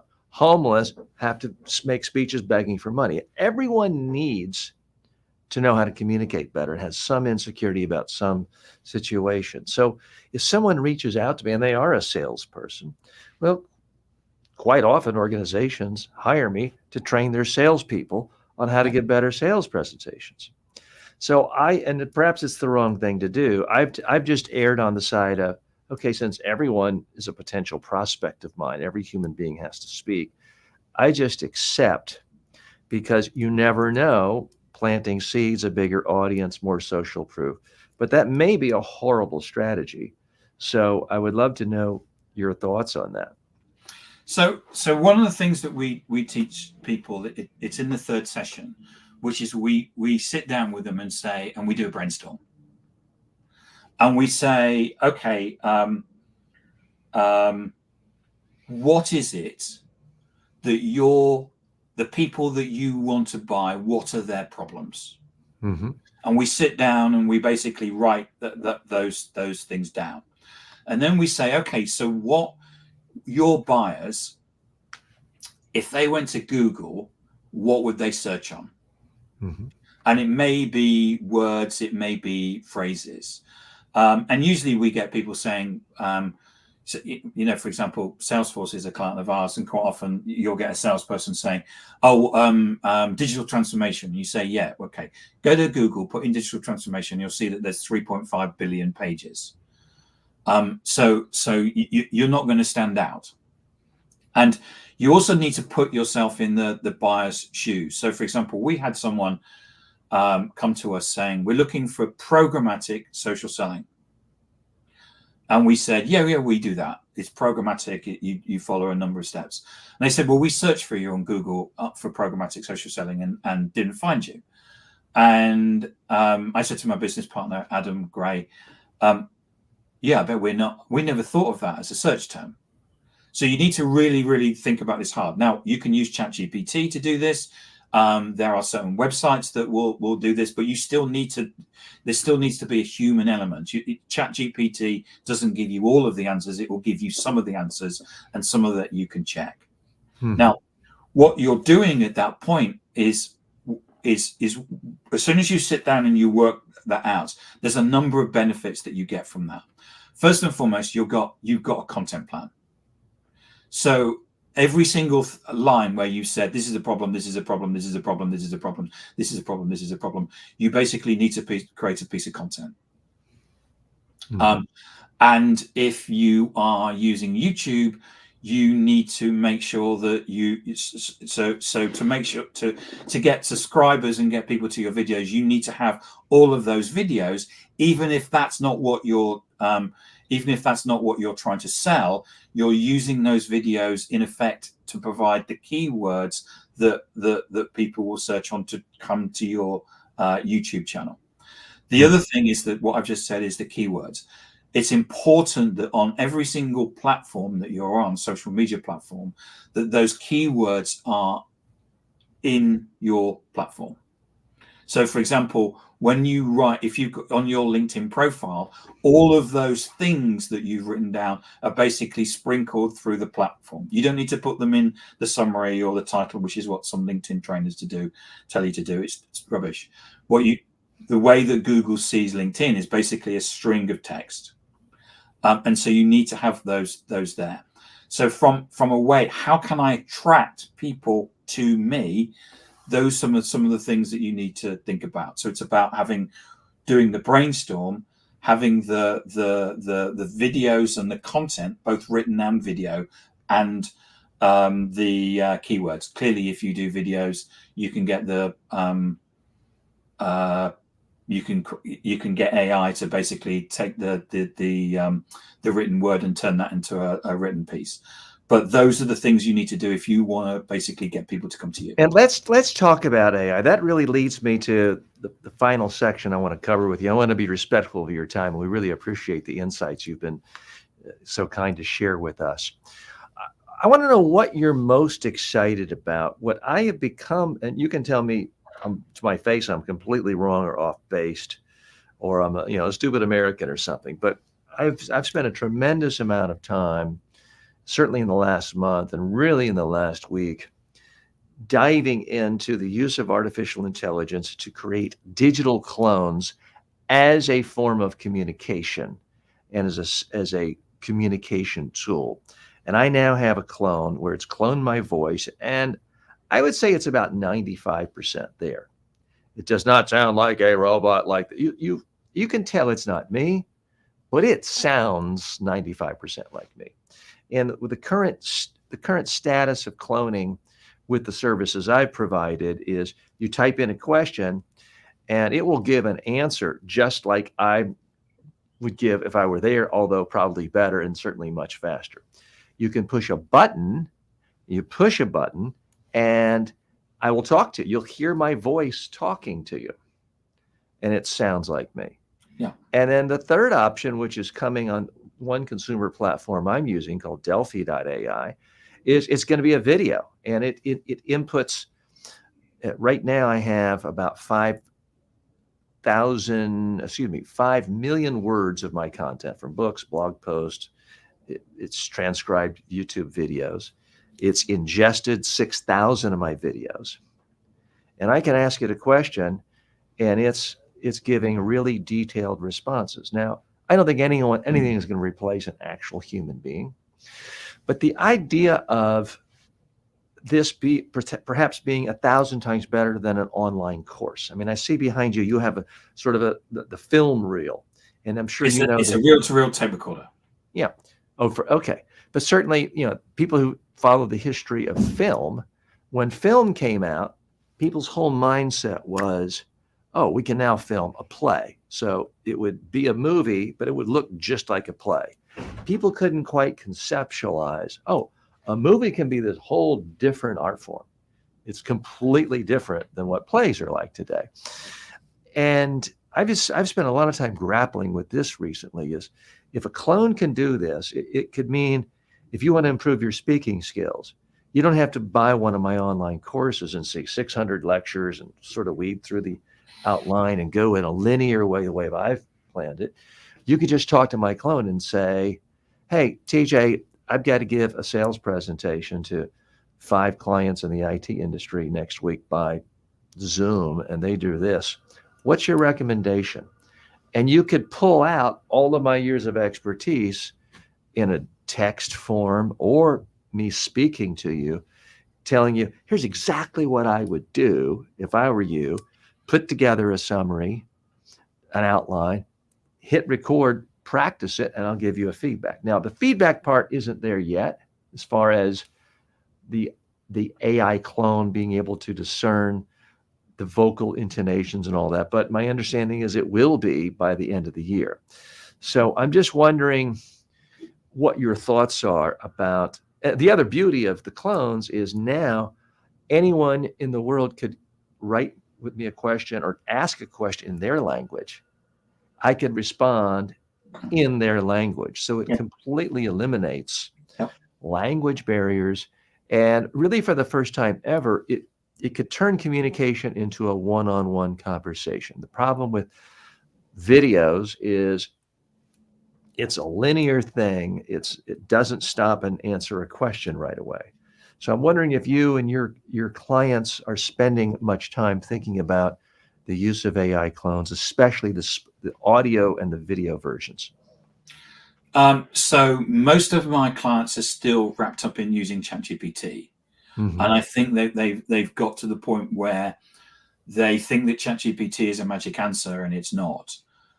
So, for example, we work with an organization I will come to your clones question, where they wanted to do all their account planning in ChatGPT, and they found that it took longer than doing it manually, because they were basically having to feed it in and then changing the prompt and feeding it in and then taking that answer and feeding it back. And I think that they got through that process and they actually thought this is a heap of shit. In terms of your clones question, I actually have one of my team that's actually built this. His name is Alex. So he's actually building what he calls Alex.ai, which is, you just basically described what that is. Well, it's in effect at the moment, it's a large language model. So like ChatGPT, he's training it on the blogs and the videos. And so ultimately it would be a social selling and a sales expert. And you would be able to ask it questions like ChatGPT, but because it's trained on those things, it will give a far more focused a response. I think it's an interesting future. Is it something you anticipate using yourself for your own business? Yeah, well, Alex, we will use that for what Alex is generating. So Alex is he's got that within the there's some Microsoft AI program that he's basically program as in startup program that he's basically got himself into. So yes, certainly, absolutely, and I think that I've made a note of Delphi because I'm going to go and have a look at that. And yeah, again, I don't know if they're the best one. I did a lot of research. They're the ones I found. I've built a clone on it now. And I mean, if you've done that, I mean, that's interesting. And I think it's something. So digital twins is ultimately your profile on social media is your digital twin. This is about you, who you are, what you stand for, your interests, etc. This is kind of an extension of that. And AI is moving at a pace where we're not getting like an update on AI every year. It's not every month, it's every week, and it's like it's like nearly every day or every hour. So I can see this is the way that this is going to go forward. And to everybody out there, my advice is to experiment. And I think it's great, TJ, that you've taken the leap and are actually experimenting in it. Even if it doesn't work, you can say that you've experimented. I think the worst thing that you can do is not experiment with it. Here to that. I mean, I started experimenting with online training in 1998. Wow. Guess what? Big mistake. Way too early. I was going to say that was probably a bit early. Yeah. It was too early, but I think, again, I don't mean to sound like I'm this big accolade and worshiping at the altar of Gary Vaynerchuk, but he does talk about this a lot, which is you got to experiment with everything. And people say, well, how do you know if it's like the next Vine or Vidler and goes out of business? Like, you don't. But also, if you're not in it experimenting, when it takes off, you'll never, ever, ever hit one when it does take off. He tells a story about he did a lot of work with Snapchat. And he came, he said, I'm going all in on Snapchat, and then 18 months later he dropped Snapchat. And he said, well, yeah, okay, so I did Snapchat for 18 months, but in those 18 months I learned a lot about video, how to create short form video, videos that people will watch. So he said that it's not that I wasted my time by doing stuff on Snapchat. I still came away with learnings that I've then taken on to new things. Yeah, well said. Tim Hughes, thank you for being our guest today. If You're you welcome. want more Tim Hughes, check him out on LinkedIn. Now, what do you do? It does raise a question. What do you do when you have a relatively common name? No offense against us Tims. Is it harder for people to find you on LinkedIn? If you meet someone at a marketing event, a convention or a conference, I assume you're not giving out business cards. What do you do with people who have common names? Because I've had people say, "Oh, I can't even find a TJ Walker on LinkedIn." Sometimes there's so many. God, I've never been asked that before. I've tried to set myself apart by having my name as Timothy Tim Hughes. So I'm picking up people that are searching on Timothy, which is what my mum calls me. And I apologize. Sometime I will let you go today, but I was going to do the whole verification thing on LinkedIn, and I started it, and it says you have to have a government ID verifying the name you have on your account. Well, my name, I go professionally by TJ Walker. Well, my full name is Timothy John Walker. I couldn't figure out what to do at that point, so I gave up. What did I do wrong? So to have they keep nagging me about verifying my name. It's what they want is you have to have the name that's on your passport. And so my name on my passport is Timothy Hughes, but I don't want to use that on LinkedIn. Yeah, that's what I faced. So did you get around that, or what happened? No. So you're not verified, and that's not a problem. No, it's one of the things is that LinkedIn don't like people changing. So there's one person that basically had a rainbow between their name. So LinkedIn basically said you've got to take the rainbow away. So they changed their name by default. So their name is first name rainbow, second name. So they then went back to LinkedIn and said, no, my name is rainbow. So they actually changed their name to the and it's LinkedIn's trying to, they don't like the fact that I've got they don't like the fact that I've got Chinese characters after the name. Yeah. What they want is the name that's on your passport. Yeah, they also seem really weird about middle names. If I plug in someone's middle name, it seems like, whoa, it seems like I broke the whole system. And I don't know if I'm doing something wrong, but what happens when you plug in someone's middle name? I just find it goes completely on LinkedIn when I'm doing a search.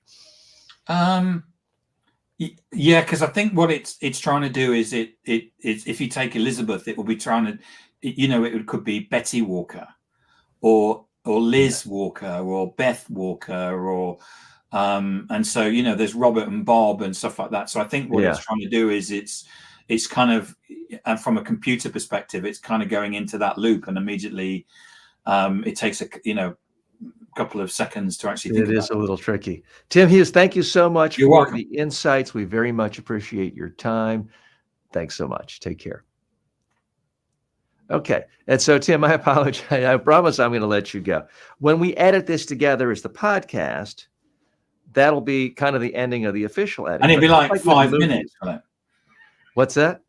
And you're going to edit it down to like 5 minutes. No. We're going to keep in all the good stuff, which is 98% of it. But the other thing I like to do occasionally is make it kind of like the movies where you see the out clips at the end and other things. So I'm just going to ask you now, and what could we have done to make this interview any better and more useful to you? This is now what we call the post interview, essentially. And I promise I'm going to let you go here. I've really enjoyed the conversation, TJ, and it's happened organically. And I read all of the details that your producer sent over. So I knew that this was going to be a long interview. I knew it wasn't just like a 10-minute and stuff. So I booked out the time, so I'm not having to rush off. Thanks so much. I've enjoyed the conversation. You've read up the stuff. You've asked me some intelligent questions. You've asked me one question that I've never been asked before, which is a very rare thing. So I've really enjoyed it. What could you do better? I don't know. The way that I run a podcast. I do something very similar to this. I live stream. It is difficult doing all of the stuff and the comments and that. I know how difficult it is. So I respect. Or I'm just going to say, TJ, I respect you, and I respect what Ben, isn't it, your producer's doing and stuff like that. This is difficult stuff. It's a simple stuff. It's simple stuff, but it's difficult as well. And I've got nothing to say what you could do better. I think it's great. Well, thanks so much, Tim. This time I really do mean we're going to let you go. Appreciate your time. I'm going to take a quick commercial break. I'm going to come back and talk about some other things today. Appreciate all of you staying with me. I'm going to show ads that I make for the Amazon Influencer Program. Wow. These are not designed to sell you stuff, but I'm showing them just so you get a sense of, how one influencer makes really simple talking head video ads for the Amazon Influencer Program, which is the reason we were able to go live with Tim Hughes talking about his books on Amazon, is getting into that program. So we're going to say goodbye to Tim. Thanks so much. Appreciate it. And I'm going to run these ads for 2 minutes, then I'll be back more with live stuff. Thanks so much. All right. Thanks, Tim. Okay, I'm going to share with you these ads, and all of you, if we are Tim's fans or other fans or friends, please stay with us. We have more fun stuff to come. Let me just go ahead and pull up these ads 1 second. I'm on the wrong. I have to share a video file. I'm going to do that, and I'm going to pull from the proper place. This will take just a moment as it's pulling up my folder with all the ads that I've done for the Amazon Influencer Program. So we're going to take a look at Hydro these. Peak Thermos seems like a part of the do speeches and we'll workshops. play these. So I get dried out a lot and quickly. Oh, Ben. So I'm drinking water. Ben, are you hearing this? Did I day play the right long. thing? I use these water filter cartridges. I Yes, go I'm through hearing. them, I can and hear they you. continue to do a good job. I've Okay, used back this in a brand minute, folks. for many years now. Never had a problem. They always fit perfectly. They always work fine. They keep my water tasting fresh and chemical free. So I like these cartridges. If you're looking for cartridges and they fit your water filter, give these a try. This eMart Chroma Key green screen is fantastic. I've used it for literally thousands. You're gonna think I'm making this up. Thousands of videos over the last few years. I'll do production here and sometimes make 100 in a day, and it can look like I'm anywhere. Now, what I like about this green screen is it's got stability to it. There's never any wrinkles. It's huge. It goes down easily. It goes back up. And if you're using a different set, you push it all the way down and you can just put it in a corner. So it really is flexible. It looks great, and it will help make your next production really look first class. I like books, but I don't like them falling down and cluttering up the house and the office. That's why I love these bookends. They don't call attention to themselves. They do one thing. They keep my books nice, neat together and not falling down. I use them on my shelves. They work well at home and the office. If you want to have a neater book collection, you can't go wrong with these bookends. I love seltzer water and sparkling water, but I hate having to go to the store to get it. I don't like more and more bottles for landfill. That's why I love my Soda Stream. I can take regular water and I can make it sparkling. It tastes great. I love it because it fills me up during the day. I'm less likely to snack, but it just tastes good. It's more interesting than plain tap water, and you can make it anytime you want. I get bored drinking plain water, tap water. I love sparkling water, and yet I don't like having to drive to the store constantly, stock up on all those bottles, and then having empties around the house. That's why I love using this SodaSense CO2 cylinder. It works perfectly with my machine that creates tap water and turns it into sparkling water. If you like sparkling water, this CO2 cylinder has done a great job for me. The Stanley stapler is powerful. I mean, don't point it at anyone. When you use this, whatever you're stapling is going to stick. Just make sure you don't get it to stick to the table by accident. It's a powerful, powerful stapler. My family, we use it around our home. I use it in my office. It is effective. This Canon camcorder is still useful. I love being able to use this in a training. I can flip the viewfinder around. I love being able to attach it so easily. Light, battery. It really is a very flexible camera that still has a lot of utility in the modern world. This Amazon Basics tripod is a very effective little tool. Now, it comes up to about this high when it's fully extended, but it's light, it's simple, it's flexible. What I like about it is when it's fully compressed, it fits right into my computer bag. So I don't have to have some big equipment, fancy equipment bag. We are back live. Hi, I'm TJ Walker. This is the TJ Walker Success Channel. This is the place where we try to help you become more successful in your personal life and your professional life by communicating more effectively and by having more confidence in your communication. That's what we're all about right here. Thanks so much for joining us. We've got a lot of new friends joining us today. We just had a fantastic interview with Tim Hughes, who's one of the most respected and renowned experts in the world on social media and specifically selling through social media. That's going to be on. I'm going to have to rewatch that. I learned so many things and so many insights. Switching gears, some of you who've been here before know I have become fascinated with the use of artificial intelligence cloning to communicate. I've been working on my clone, trying to improve its voice, trying to improve its answers. I would ask, I'm going to go ahead and pull up a link here and share it with you if you want to take a look at it. There's absolutely no charge at this point, and there's probably always going to be some version of it that will be free. So let me get this here 1 second. Okay, so let me share with you the link for this so you can see it. I do want feedback from you on what you think of it, what you like, what you don't like.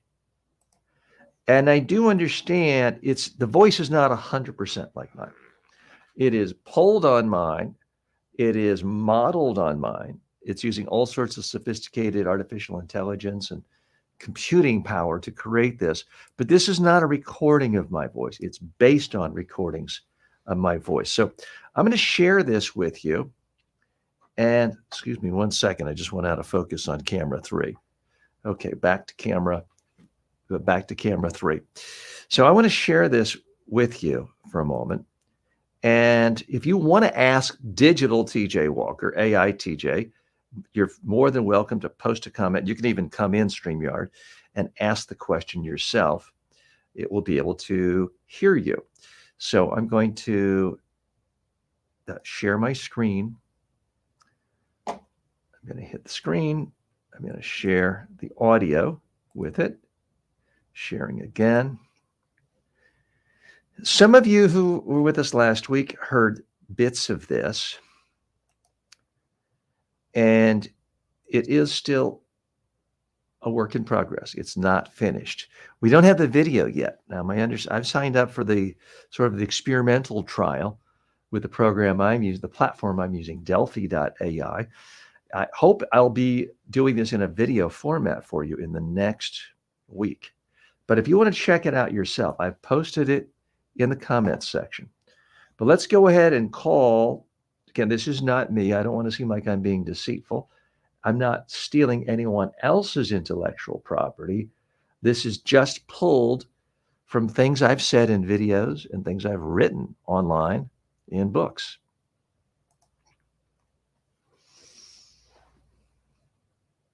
Hi, I'm TJ Walker AI. How may I help you? Hi, TJ. You sound like you're speaking a little faster today than normal. Are you feeling okay?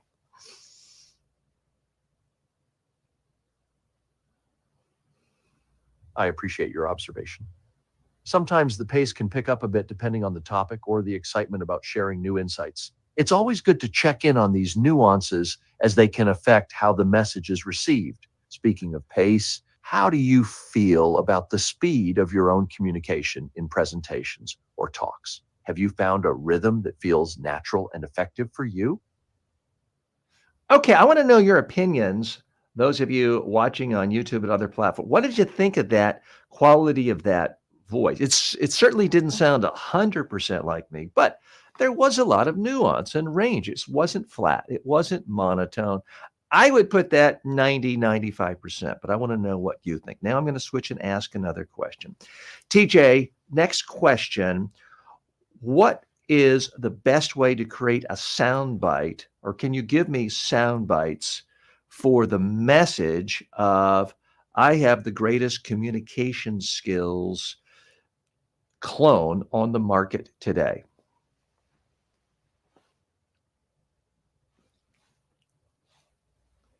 Creating compelling sound bites is all about making your message memorable and easily digestible. For the message I have the greatest communication skills clone on the market today, here are 10 sound bites you can use. 1. Revolutionizing communication, one clone at a time. 2. Experience the future of communication today. 3. Where cutting-edge technology meets masterful communication. 4. Leading the charge in communication excellence. 5. Not just any clone, the pinnacle of communication prowess. 6. Setting new standards for communication skills. 7. Transform your interactions with the best in the business. 8. The gold standard in communication training, now in clone form. 9. Empowering speakers with unparalleled technology. 10. Master the art of speaking with the market's top communication clone. Each of these sound bites is designed to be catchy and to emphasize the uniqueness and superiority of your communication skills clone. Try using Okay, these in so your if you're just presentations joining us, hi, I'm TJ Walker. This is the TJ Walker Success Channel. We try to help you become more successful by communicating more effectively. Right now, I'm interviewing our special guest, which is TJ Walker AI. That's right, I'm interviewing myself. That does sound narcissistic or weird or something, but this is an artificial intelligent clone based on my ideas, my writings, my video, and we're testing it out. We're trying to figure out how can we make this more useful. It's very modern and cutting edge, and to some people scary and weird. It could be used for wrong purposes, and people can be sometimes tricked into giving their money. They think it's a loved one calling them. So I'm trying to use this entirely for ethical purposes. I'm labeling it as TJ Walker AI, not just TJ Walker. And I'm also only pulling content from my own ideas. So I'm not stealing the best ideas from every great writer, thinker. For example, Tim Hughes was just on. He has 3 books on how to communicate through social media. I haven't ingested his insights into my clone so that it gives his ideas out. So I want to make sure that's very clear. Let's go to the next question. I was pretty happy with that soundbite answer. Hey, TJ, next question. What are some of the common misconceptions executives have about why they got misquoted or why they got a quote in a newspaper or a television program they didn't like?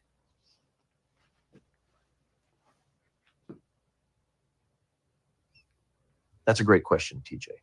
One common misconception executives often have is that they believe they were misquoted due to malicious intent from journalists. While it's true that misunderstandings can occur, more often than not, misquotes or unfavorable quotes arise from a lack of clarity in the executive's original message. Executives might not be precise in their language or may use jargon that's open to interpretation. leading to quotes that don't accurately reflect their intended message.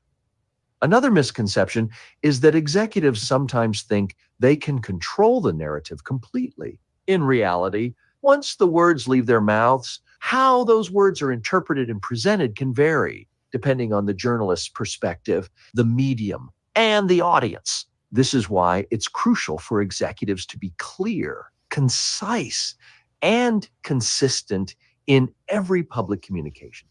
To help mitigate these issues, I recommend practicing key messages with a focus on clarity and brevity. Try recording yourself delivering these messages. Okay, we'll cut in review right the there. Thank you, recordings to see- TJ, for that answer.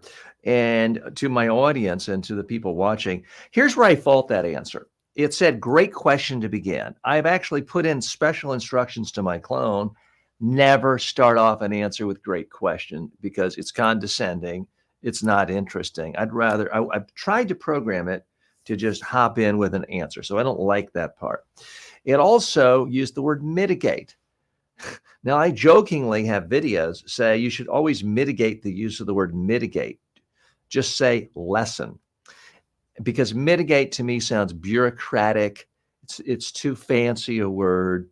It doesn't sound conversational. Typically, you wouldn't say to your own child, please mitigate the use of drawing crayons on the walls in your bedroom. You say, stop doing it.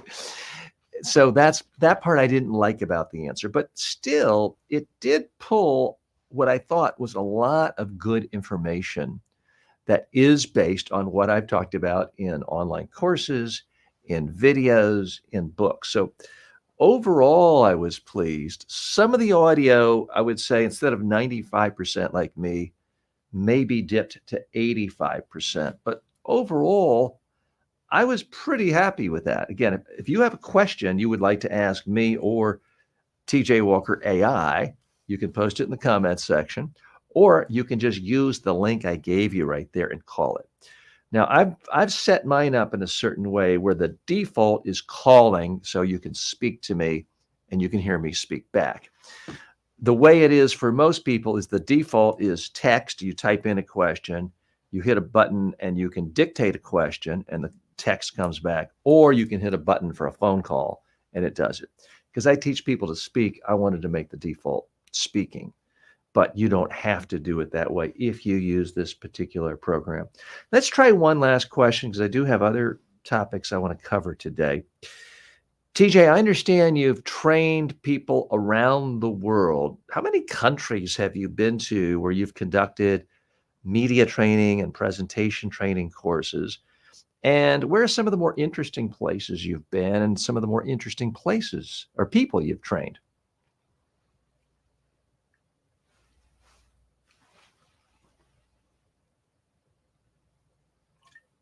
I've had the privilege of conducting media training and presentation training courses in over 30 countries worldwide. Each location has offered unique experiences and insights into the diverse ways people communicate and absorb information. One of the more memorable places I've trained is in India.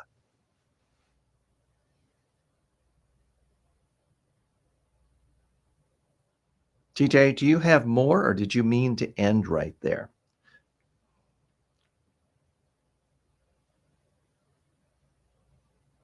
Yes, I did mean to end there, but let's continue. Reflecting on the diverse communication strategies I've used.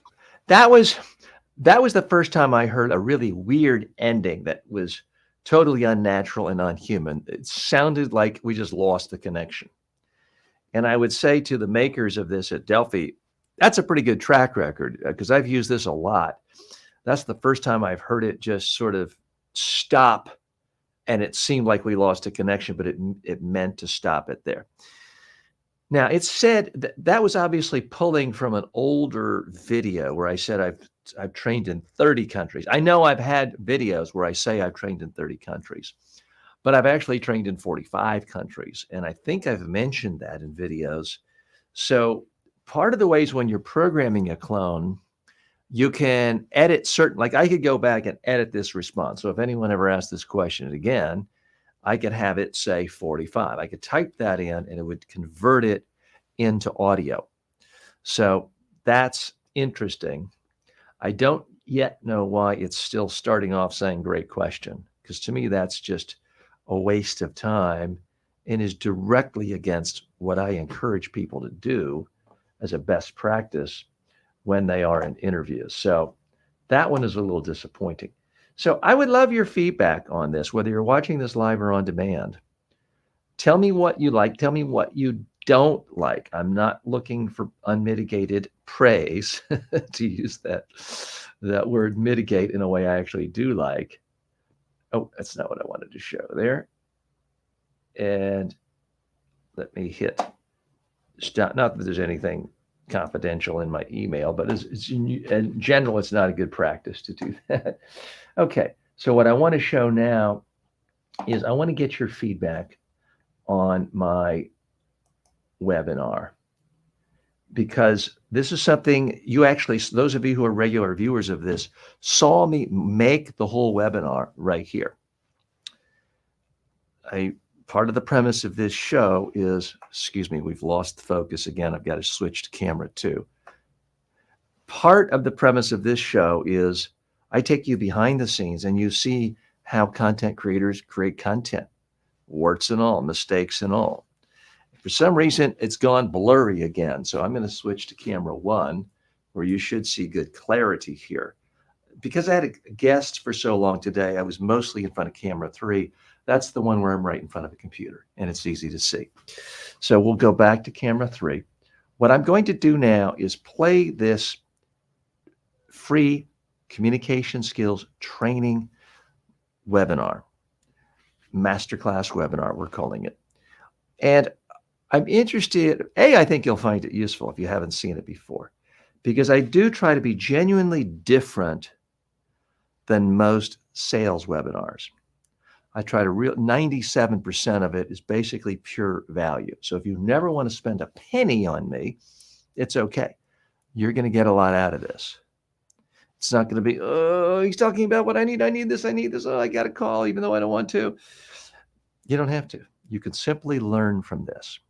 What I'm hoping is that a certain percentage of you, whether it's 1 out of 100 or 1 out of 1,000 who watches it, says, you know what?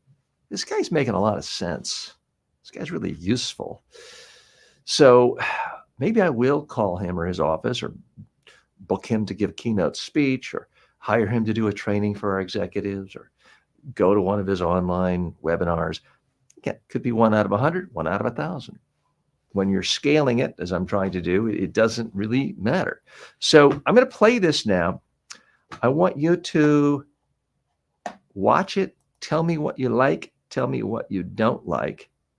And then we can learn together. I can try to improve it and figure out, is this the sort of thing that is really going to help people, help you, help my business too? So we're going to take a look. We're going to share the audio. Let me make sure I shared it both ways. So I hit present. I hit share screen. This is in the StreamYard. I already have the tab for the audio to be shared. I have to share it a second time, which I wish StreamYard didn't do that. And I hit share. Okay. So now I am going to click the button. And again, give me feedback, what you like, what you don't like. Going to make this full screen.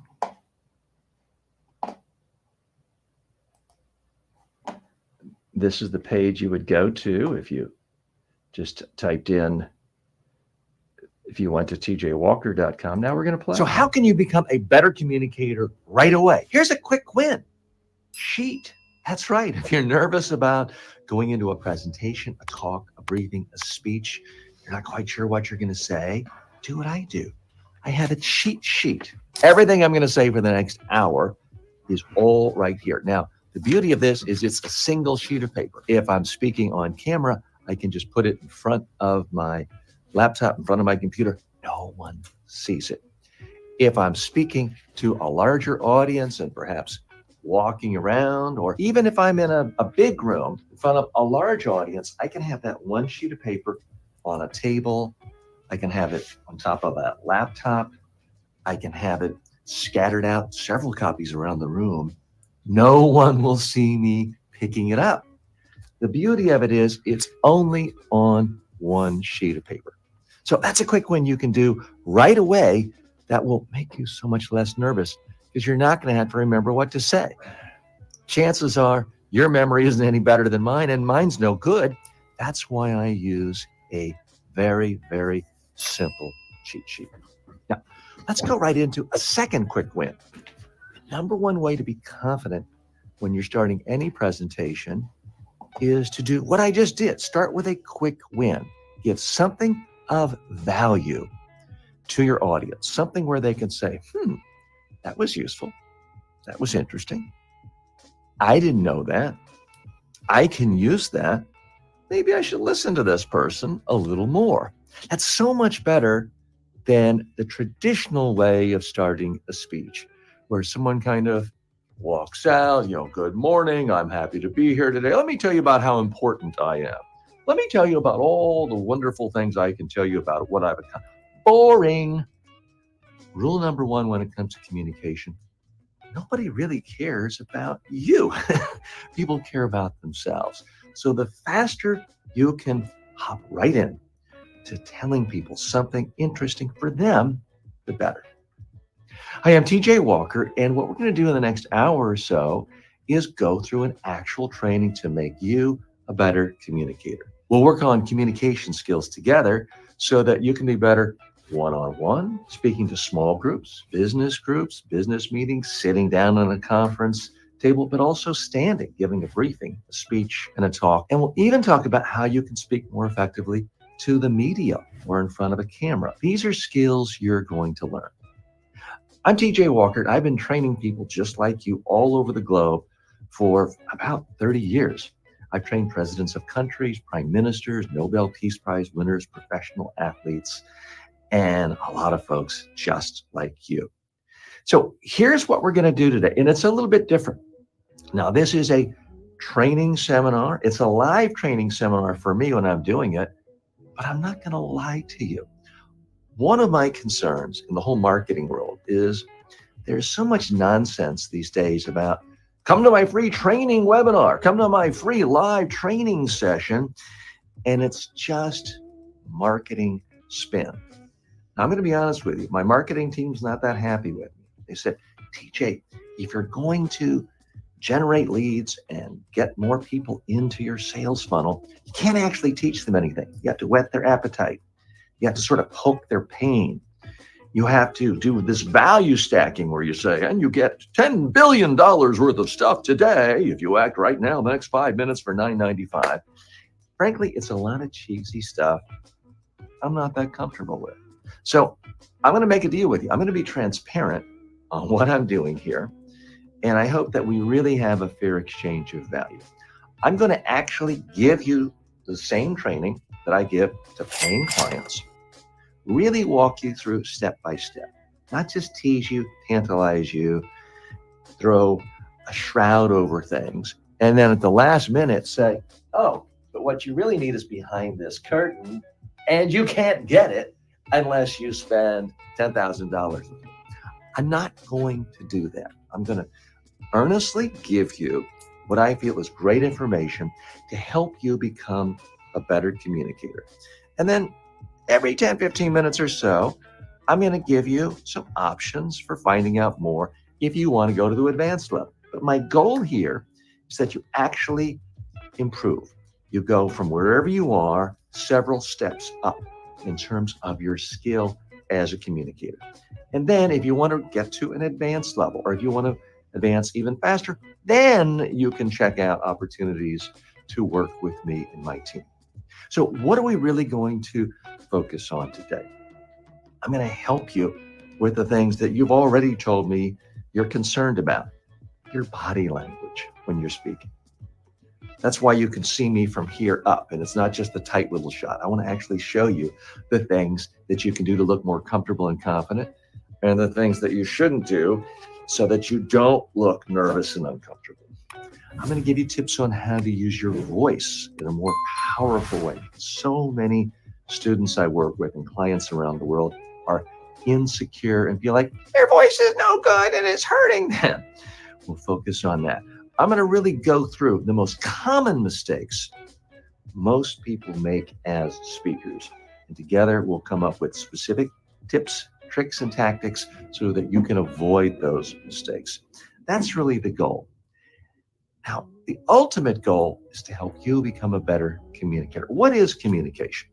It's when you have an idea in your head, it comes out of you in some way so that another person or group of people can hear you, understand you, find it interesting and relevant to them, and remember your message so that they can take an action. Whether it is buy a product from you, sign a contract, hire you if you're on a job interview, endorse you, vote for you. Anytime we speak, it's typically because we want people to take a specific action. So that is the underlying assumption of everything we're doing here today, is to really help you accomplish something. Before you worry about the perfect message and the perfect outline and these brilliant ideas, for a lot of folks, it's, oh my gosh, what do I do when I have to stand up in front of people or even sit in a room with my boss and 5 other people? What do I do with my hands? How do I keep from looking stupid? What if I rock awkwardly or fidget? All of these are completely legitimate concerns because ultimately we want to communicate a message, but it's never about style versus substance. You always have to have both. I can have the best message in the world, the best tips in the world on public speaking, speech writing, communication. But if I stand here like this for the next hour, giving you fantastic ideas, brilliant ideas, wonderful tactics, the only thing you're going to take away is, boy, oh boy, TJ sure seems nervous and like he has to go to the bathroom. Why? Because you associate someone rocking back and forth with nervous. You associate someone looking down nervous and someone holding their hands down here as either nervous or uncomfortable or having to go to the bathroom. So that is the message I would be sending. It's not that your visual message is always more important than what you're saying. It's that you need both. Think of it this way.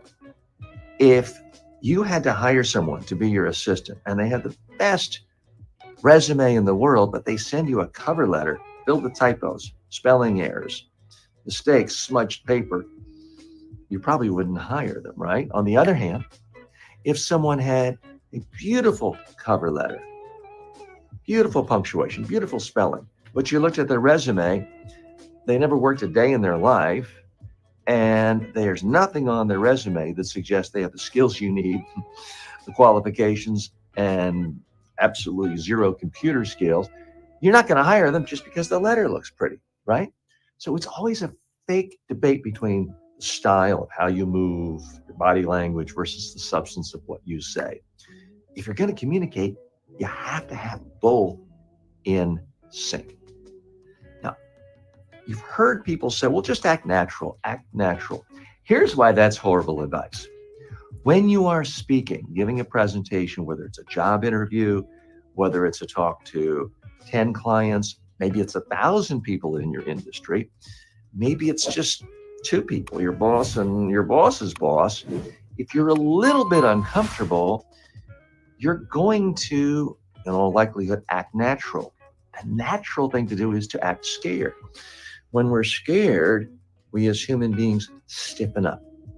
We stop moving because we're biologically programmed to want to avoid being seen. Because hundreds of thousands of years ago, if you're out in the savannah and lions and saber-toothed tigers could see you, you're at greater risk. So the logical thing to do is kind of freeze. No one will see you. But if you're doing that in a presentation, a speech, it's going to make you look nervous. It's going to make you look scared. It is not going to help you. So that's why the advice of just act naturally doesn't really help. What you need to do is act the way you do when you're in another environment, when you're comfortable, confident, and relaxed. What I have found in working with 10,000 plus people face to face around the world in 45 countries. And in working with 2 million online students from virtually every country, is that everyone, everywhere, when they're comfortable, they move. Their body moves a little, their hands move, their face moves, their eyebrows move. So what you really want when it comes to your body language is movement. Now, the way to figure this out is to practice with your cell phone. And what I would highly recommend, you'll hear me say this a lot, is you want to be a better speaker, communicator, presenter, you need to practice what you want to say just on your cell phone, record it on video, and look at it. Chances are the first few times you do that, you're going to think, wow, that person looks a little scared, a little stiff. Now, one area where people get themselves into trouble is they see themselves move a little, or they see their hands move and they think, oh my gosh, that looks horrible. I shouldn't move my hands. That's distracting. So what a lot of people then do to correct it in their mind is they do this, or they grab a lectern, or they hold a pencil. Makes it worse. So be very careful when you are looking at yourself on video, when you're practicing and rehearsing, that you don't overcorrect and make things worse. You actually want your hands to move. That's what will make you come across more comfortable. Now, let's talk about voice. There's something that very strange that goes on with most people everywhere in the world. When they hear their own voice coming back to them through the speaker, they instantly think, oh, wow, that's awful. That sounds horrible. That doesn't sound like me. I wouldn't want to listen to me. Wow, my voice is uniquely awful.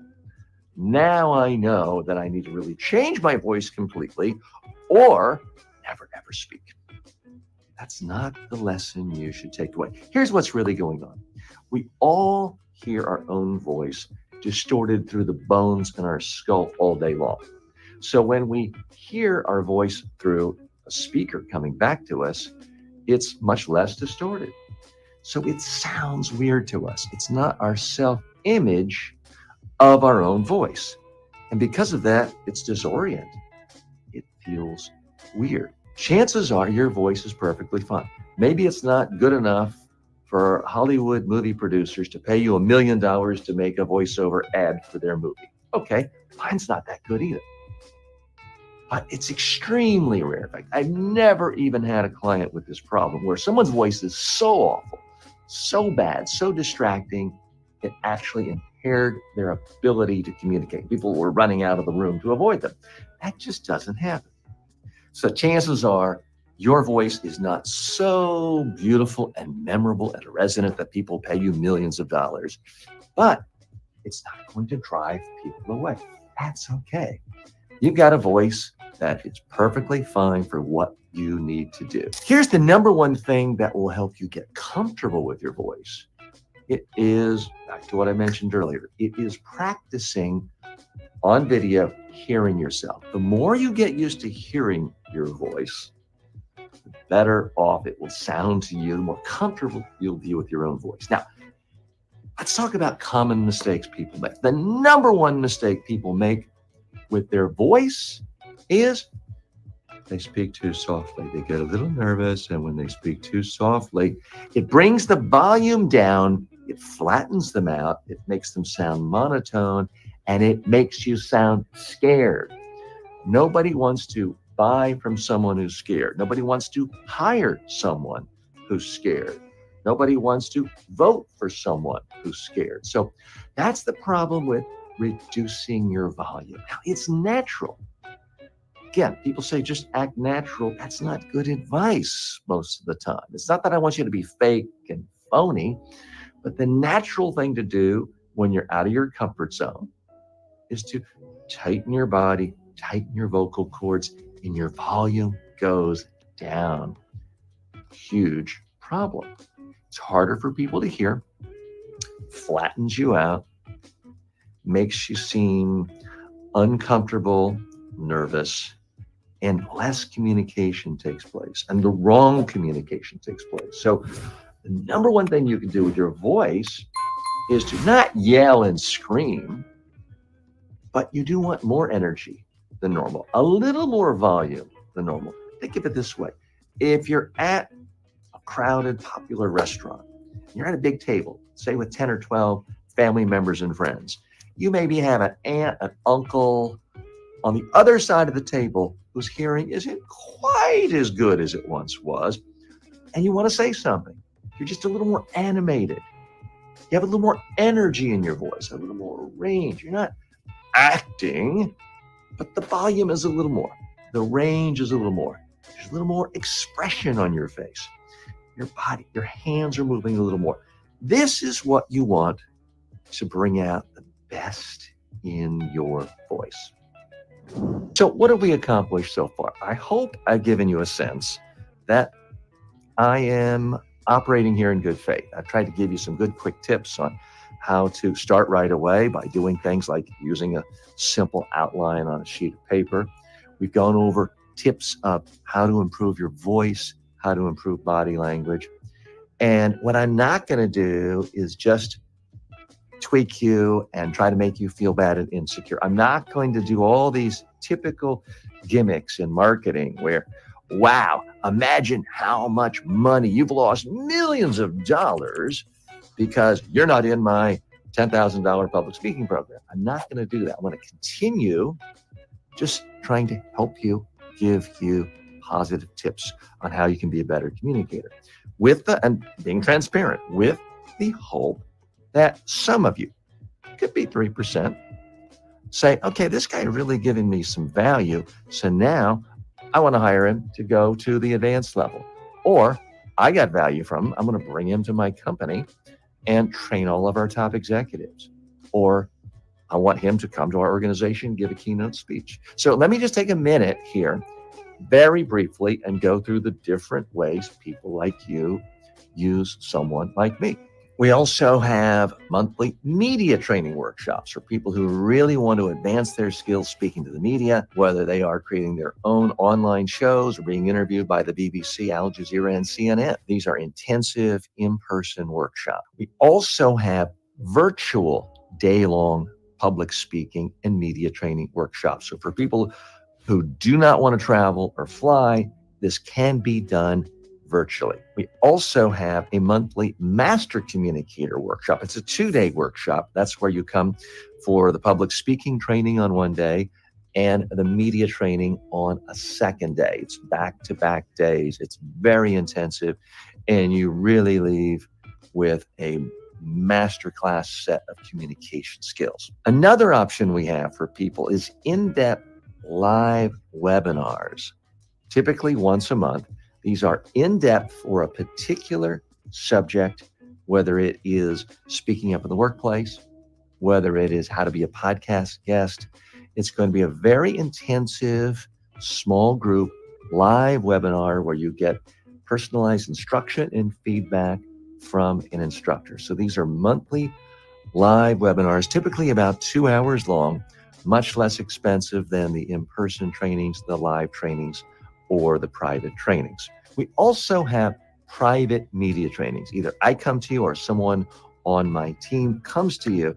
We work with you either one-on-one or small group sessions, recording you, role-playing, simulated media interviews, playing it back again and again and again until you get to the point where I'm not your media role model. You become your own role model. It's very intensive, but it's the best way to learn very quickly. Okay, so again, let me be transparent with you. I just took a minute or so of your time to talk about different ways people interact with me when they either want to learn a lot faster than just self-learning, or they want to get to an advanced level much faster. But I want to stress, you don't have to do any of those things. You can simply continue with me right now, today, and I'm going to walk you through the very same things I do go through when I'm in a live training with someone. And you can practice these on your own. You can improve. I don't want to scare you and say, wow, if you don't call me right now, your career is going to be destroyed. You'll never get an advance. I'm not going to do that, even though that's what all the marketing gurus tell me I need to be doing to agitate you to pull out your credit card. Why am I doing this? I really believe more in the long term. I'd rather build a long-term relationship with you. I hope that you're getting value out of this and that you can be a part of what I do right here on the TJ Walker Success channel on virtually any major social media platform. Because here's what happens. I found over time that if you give value long enough, whether it's 6 months, 2 years, sometimes 10 years, people then come back to me. Maybe they start watching something I talk about when they're in college, but then they hire me to train them when they are a CEO 10 years later. Maybe someone's in middle management. They get some tips that help them through a tough job interview today. 5 years later, they hire me to be the keynote speaker at their trade association. So I try to do this in a way that's win-win for everyone. But I'm more interested in the long term, creating long-term relationships, long-term value. So that's why I'm not going to tell you, you have to act now and this offer is going to end if you don't buy in the next 20 minutes. And you're not going to get all these bonuses. There's all these gimmicks people do. And hey, I've tried them too. I just don't feel good about it. And to me, it just doesn't feel authentic. There's a lot of talk these days about being a good communicator, being successful, you need to be authentic. Well, I want to be authentic. I don't want to trick you, manipulate you, create false scarcity with all the gimmicks most people do in training videos and webinar and funnel videos.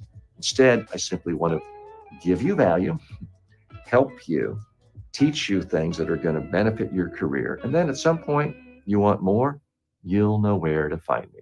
So what are the most common mistakes people make when they're trying to present? It's not saying, It's not having hands float around awkwardly. It's not even looking down or rocking and having bad body language. The number one mistake most people make is they just convey way too many data points. They go on and on and on. They don't use enough judgment. This is why I want you to, first of all, ask yourself, what do you really want people to do? Narrow it down to one task. Hire you, vote for you, invest money in you, approve a budget. Really have that clarity. It can't just be, well, I want people to have an overview on everything I do. Nobody needs to know everything you do. If they did, they would have your job. Your job as a communicator is to think about, here's everything I know about what I do. Here's this other person or this group of people. And here's a tiny subset of what I do that they really need to know. That requires discernment. That requires judgment. And so much of what makes most people bad speakers, boring speakers, average speakers is they don't use judgment. They simply throw everything out there. So you should brainstorm on every possible message you could say to an audience, 5, 10, 15, 100, 2,000 message points if you want to. Now you need to apply scrutiny. Now you need to put your messages in priority and eliminate anything that isn't in the top 5. That's right. You should have no more than 5 messages for any speech, presentation, talk, briefing you're doing, unless you're a college professor and everyone is writing down everything you say for an exam. But in the business world, the adult world, the civic world, the professional world, people are not writing down everything you say. That's why it's essential for you to figure out what's most important. Narrow it down to just a handful of ideas. Now, why do I say this? It's because for decades, I've traveled the globe, whether I'm speaking to one person in Serbia or whether I'm speaking to 500 people at a major conference in Los Angeles. I always ask the same question. Think of the best speaker you've seen in the last year in your field, in your career, in your profession. Now, tell me every message you remember from that speaker, the best speaker. What can you think of? We'll go around the room sometimes. And so often the response is, oh, I don't know, TJ. Everyone in our industry is boring. I don't remember anything they say. Okay. Sometimes people will say, oh yeah, I remember this one speaker and they'll give me one idea. Now, sometimes people say, oh, I remember this guy was really funny and he walked around. No, that's not what I want. I don't care about their humor or their movement. I want to know, what ideas did you actually remember? So sometimes it's one, occasionally two. Sometimes someone will remember 3 ideas every 3 months. And I often ask this question several times a week. Once every 3 months, someone will remember 4 ideas from the best speaker they've ever seen, maybe in their life. And then once every 6 months, someone will say, oh yeah, I remember this speaker, and they'll list 5 ideas. And it was often the best speaker they've ever seen in their life. In all the years I've asked that question, nobody has ever come up with more than 5 ideas they remember from their best speaker. I want you to think about that right now. Really think about the best speaker you've seen in your own. I don't mean a professional comedian or a professional politician, but someone in your field, in your industry, where you heard them once and you remember it. Not your CEO or colleague who speaks to you every day and over time you remember a bunch. But I mean, from one presentation. Pretty hard to even come up with more than 2 or 3, isn't it? Well, ask yourself this. Do you really think that the average person you speak to is so much smarter than you are? Do you really think they have a memory so much better than yours? No, they don't. So don't try to force them to do something that you're not good at, because you probably don't remember more than a handful. So that is one of the most important things you can ever do to be a better speaker. It really is a situation where less is more. Focus on just a handful of points or fewer, and you will instantly be a better communicator. It takes off all the pressure, because you're not all of a sudden trying to remember all this stuff and rat-a-tat-tat and speak quickly and, oh my gosh, there's another bullet point and another slide I got to go through. You're no longer playing that game. You're playing a different game of making your ideas really come alive to your audience. Okay. So you've figured out what you want to accomplish in the speech, what you want the audience to do. You brainstorm on ideas. Now you've narrowed it down to the top 5. What do? Put it on a 3x5 card and throw it at them and walk away? Well, no, that's not going to do anything. Now you've got to breathe life into these messages. The number one way to do it is by illustrating every key point with a story. You can give examples. You can give case studies. If you're going to use PowerPoint, you can have images. But the number one way to really make any point come alive is to tell a story that involves a real person, a real problem, a real place, a conflict, real dialogue, what was said, and how it was resolved. That's the number one way to get people to remember. I wish we could just take the facts, put it on a stick, go and put it in people's heads, and they've got all the data, and we can go home. I wish we could do that. That's not how people actually absorb information. One of the advantages of stories is they can help you in times when you're nervous, because if you speak long enough, you're going to occasionally have something that takes you out of your comfort zone. I remember the most uncomfortable presentation I ever had. It was more than 30 years ago. I was on a talk show in South Florida. It was a talk radio show. And I'll never forget, I walked into the studio and the seat is really low. I'm sitting down in this little chair like a little boy. The host is looking over me sort of in a very imposing way. He asked me a question. I start to answer and he interrupts me. He says, TJ, I have more respect for a Klansman than I do for you. We were talking about politics and I set him off somehow. And I said, yeah, but now, Mr. K, what I really think, before I could say anything else, the host reaches under the table, pulls out a gun and points it at me. Now, it's talk radio in South Florida. Palm trees are around. No one can see me. He says, now do you see my point, Mr. Walker? And all of a sudden, you know what came out of my mouth? Absolutely nothing. I froze. I sort of panicked. Nothing good came out of my mouth. But eventually I stammered something. The interview sort of continued. I got out of there. Now, did I let that one awful interview, and it was an awful interview, did I let that scare me away from ever going on TV shows, radio shows again? No. In fact, I went back to that radio station 2 weeks later and guest hosted for another host. Now, I still stayed away from the host who interviewed me. I still think he's crazy, but I didn't let it slow me down because I have a passion for speaking, communicating, helping other people do it. And just because it's one bad interview, no one remembers. No one else really cares. Okay, so what did I really do there? I told a story. I just had one idea I wanted to convey. I wanted you to know that, okay, your trainer, your instructor isn't perfect. He's not great all the time. This is a learned skill, and that I have a passion for communicating. I don't let one bad thing try to dissuade me from ever doing it. It's really just one idea to give you a little better sense of who I am. I told a story.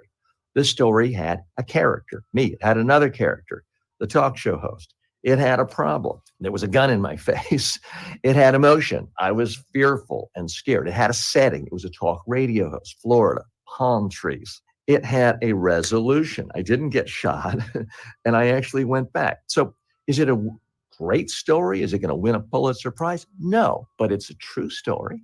And it works because I've told that story to people the first day of a training. And sometimes I bump into them 5-10 years later. They say, hey, TJ, had any guns pulled on you lately? It works because it remembers, and they remember the point that I wasn't someone just born naturally glib and articulate all the time, but that I can work through it and not let one bad presentation scare me off. So it works at that level. I would recommend that you give a lot of thought to any message you want to convey. It doesn't have to be as dramatic as someone pulling a gun on you, but you do need to make it interesting. Now you may say, well, TJ, I just give weekly reports on total sales for our 282 donut shops around the country. There's nothing that dramatic. Okay. But here's the thing, not all data are equal. Some data points are more important than others. So if all of a sudden there's a huge spike in a couple of stores because it's a new product, tell people about the product. Tell people about the reaction of some of the customers. Make it come alive. Where people get confused on stories is they think they have to be a generic motivational speaker and start talking about, there was the starfish and I looked down and there were only 2 steps instead of 4. They think they're going to have to give some cheesy, generic, motivational story. No, all you have to do is recount a real conversation about a real problem with a colleague, a customer, a prospect, a fellow student, where you were and how it was resolved. And make sure it's something that would be interesting and relevant to the audience. If you do that, you'll be in great shape. Here's the thing. You can say, well, TJ, I'm not a natural born storyteller. Wrong. All human beings tell stories all the time. If it's Monday morning and you go into work or you go to class and someone says, how was your weekend? You don't say, well, at 6:01, I woke up Saturday morning. At 6:02, I got coffee. At 6:03, I went to the bathroom. It's no. And yet that's how so many people give speeches and boring PowerPoint presentations is this linear way of fact after fact. If someone said, how's your weekend? You're likely to talk about the most interesting thing, good or bad, that happened. Oh my God, I was going to Miami and I thought I could get there in an hour and I-95 shut down. It was an absolute parking lot. We just sat there in the car and didn't move for 20 minutes. It was excruciating. And my family's yelling at me and I'm yelling at them. What did I just do there? I told a story. Is it an interesting story? No, but it had the story elements. It might be perfectly appropriate if I just bumped into a friend Monday morning at Starbucks, because I told a story involved characters, place, setting, problem, emotion, resolution. That's all a story is. So you already tell stories. You've got to figure out when you're communicating the right story that is relevant to your audience. But if you say, well, TJ, I can't think of any story at all about this message, then you got to ask yourself, is this really an important message? Do you really have to spend time with this audience talking about this message if you've never talked to anyone in real life about it? If it's never come up anywhere, if there's never been a problem related to this, is it truly a message that is so important that you need to take people's time? Typically, the answer is no. Remember, you're being judged not by how many facts come out of your mouth, but by how many facts go in people's brains and are remembered. If people don't remember what you're saying, you haven't accomplished anything. I could speak to you right now in Swahili, but if you don't understand Swahili, I don't get any credit for speaking Swahili because I haven't helped you in any way whatsoever. If you are just giving people fact after fact after fact, and you're doing it in a way where they can't remember it, you might as well be speaking a foreign language to them. Nothing good is actually happening. Okay, let's talk about PowerPoint now. I love PowerPoint. PowerPoint is great. Some of my best friends are PowerPoint, but let's be real. The problem with 99% of PowerPoints is they're so boring, they put people to sleep. It's not the fault of the PowerPoint, it's how we use it. There's a lot of boring television these days. You can go to channel 133 on cable, and all it does is list the school lunches from last week. That's boring. But if you love watching World Cup soccer and you can't be at the soccer game, watching World Cup soccer on your television is great TV. So the problem is not the medium. Television isn't boring or interesting. It's what you put on TV. PowerPoint is not boring or interesting. It's what you put on PowerPoint. The number one problem most people have with their PowerPoint is they're just putting bullet points in text. They're using it as the poor person's teleprompter. Well, I've got an amazing high-tech invention that is a much better way for you to store data so you remember what to say. You won't have to use the PowerPoint slide, projecting it in front of everyone to remind you of what to say. I've got an invention. It's very sophisticated. It's very expensive. So get your credit card out and your checkbook out. Here's the invention that keeps me from never, ever, ever forgetting what to say when I'm giving a presentation. It's called a 1-cent sheet of paper. Everything I'm saying to you during our session here, it's because I've got a little reminder right here. It's a single sheet of paper, and it costs you nothing, or you probably already have a sheet of paper around the house, so you don't have to spend money on me or anyone else. Use a sheet of paper. The beauty of paper is nobody has to see it. Because this is one sheet of paper, other than to make my point, I normally would never pick it up. You would be under the illusion that I'm just speaking to you for an hour because you're not going to see me touch the paper. So if you're going to use PowerPoint, use it the way that Steve Jobs did. For example, they call theirs Keynote at Apple, but it's the same thing. Computer-driven slides projected during a presentation. Put an image up. When he wanted to convey what he was creating for an iPhone, he said, well, you know what this is? And he had a cell phone. He says, you know what this was? An iPod. What are we doing here today? And he merged the two images together for the iPhone. That's many, many, many years ago, but I can still remember it. Chances are you can too. And yet a PowerPoint presentation I might have seen yesterday or that you might have seen this morning is instantly forgotten because words are abstractions. The human memory can understand abstractions. It doesn't remember abstractions. What humans remember are really two things, images and stories. That's why I just spent a lot of time telling you, please tell stories for all your main points. And if you're going to use PowerPoint, one image per slide. And I don't mean an image of a triangle with 3 words on it. That's cheating. It's still word-based. Now, if you want to convey a lot of words to people, if you want to give people words, by all means, give them words, but email it to people. Give them a handout. Give them a URL to go to. But do not stand up in front of people and just read a whole bunch of words. I like words. I've written books. In fact, I've written half a dozen books, but I'm not going to get up here today and just start reading chapter after chapter, sentence after chapter for a book. It's a good book to read, but that's not the way you actually convey information to people when you are speaking to them. We also have live in-person presentation skills workshop. Either I come to you or someone from my team comes to you. We work very intently, one-on-one or in a small group setting. You get on camera, not 1 or 2 or 3 times, but typically 10 or 15 times in a day. The ultimate goal is for you to get to the point where I'm not your role model. No one else is your role model but you. You're looking at a video of yourself speaking, saying, wow, I wish I could be that good all the time. I would be a superstar in my industry. That is the result of the in-person private trainings. Again, these are one-on-one trainings. These can be small group trainings. Everything I'm talking about is listed in detail on the page that you're watching this on right now, or in the description of this video that you're watching right now. So you can click to find more information there. Okay, now I'm going to talk about the single most important thing you can do to become a great communicator. It's easy, it costs nothing, but emotionally it's the hardest thing to do. And I am sympathetic to that.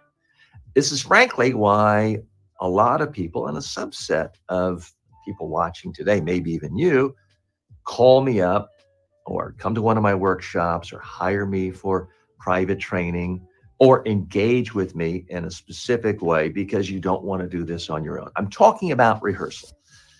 The single easiest way to go from an average communicator or below average communicator is to rehearse your presentation and just use a cell phone or a webcam. You want to record your presentation, look at it. Oh, TJ, I don't want to do that. I don't like my face. I don't like my voice. I get it. No one else cares. No one cares that you don't like your voice or some aspect of your body. They just don't, because if you're speaking, they have to watch you. They have to listen to you. They just want some idea that's interesting and useful to them. Imagine if you're my high school English teacher and you assign me an essay, and I just say, well, I'm not going to write it out. I'm going to dictate it, and I'll just email you the audio file. Well, TJ, why are you going to do that? It's a written essay. I want you to write it, edit it, make sure the punctuation, grammar is great. Oh, but I don't like to look at my own writing. It makes me uncomfortable. So I'm just going to dictate it and send it to you. If you're my teacher, you'd probably say, I don't care what you want. You've got to write something and you've got to polish it up to make it look good. Otherwise, you get an F. I hope that's what you'd say.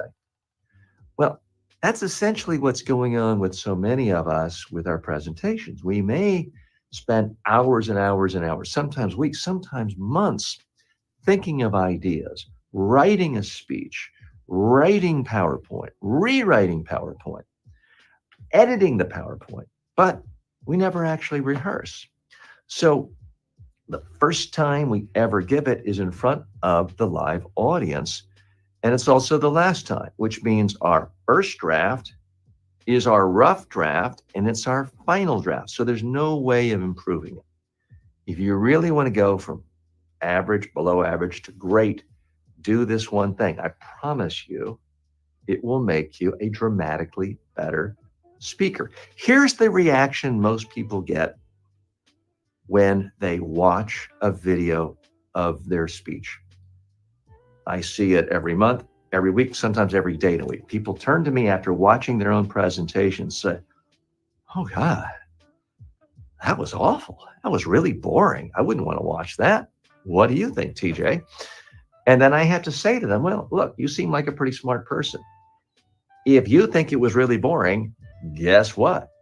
It was. So will your audience think that.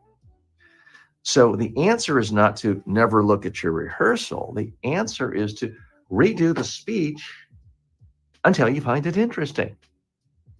That is the solution. Not just saying, well, this is the speech we've worked on and it's been signed off and it's been approved and everyone's approved it, so it's too late to change. You can't have that attitude. Your audience doesn't care. You are not ever ready to give a speech until you have rehearsed on video and to the point where you like it and say, that's exactly how I want to come across. That's the best I can do. I think that's going to work on my audience. There's nothing I'm saying to you today that I haven't said before on video and watched it. I assure you. Doesn't mean you're going to love every second I say, but it does give me the confidence in knowing this is what I want to say. This is how I want to say it. I remember once about 20 years ago, I was working in a small Eastern European country for the very first time. I was working with a prime minister and his staff said, TJ, whatever you do, don't change the speech. We've worked on it for months. We were in a former dictator's palace. This was a democratically elected prime minister, but I'm in this palace. We're surrounded by armed guards with machine guns. It's me, the prime minister, a couple of his staff members. And he says, TJ, do you mind if I practice my speech in my native Slovenian? I said, sure. He stood up, read his speech.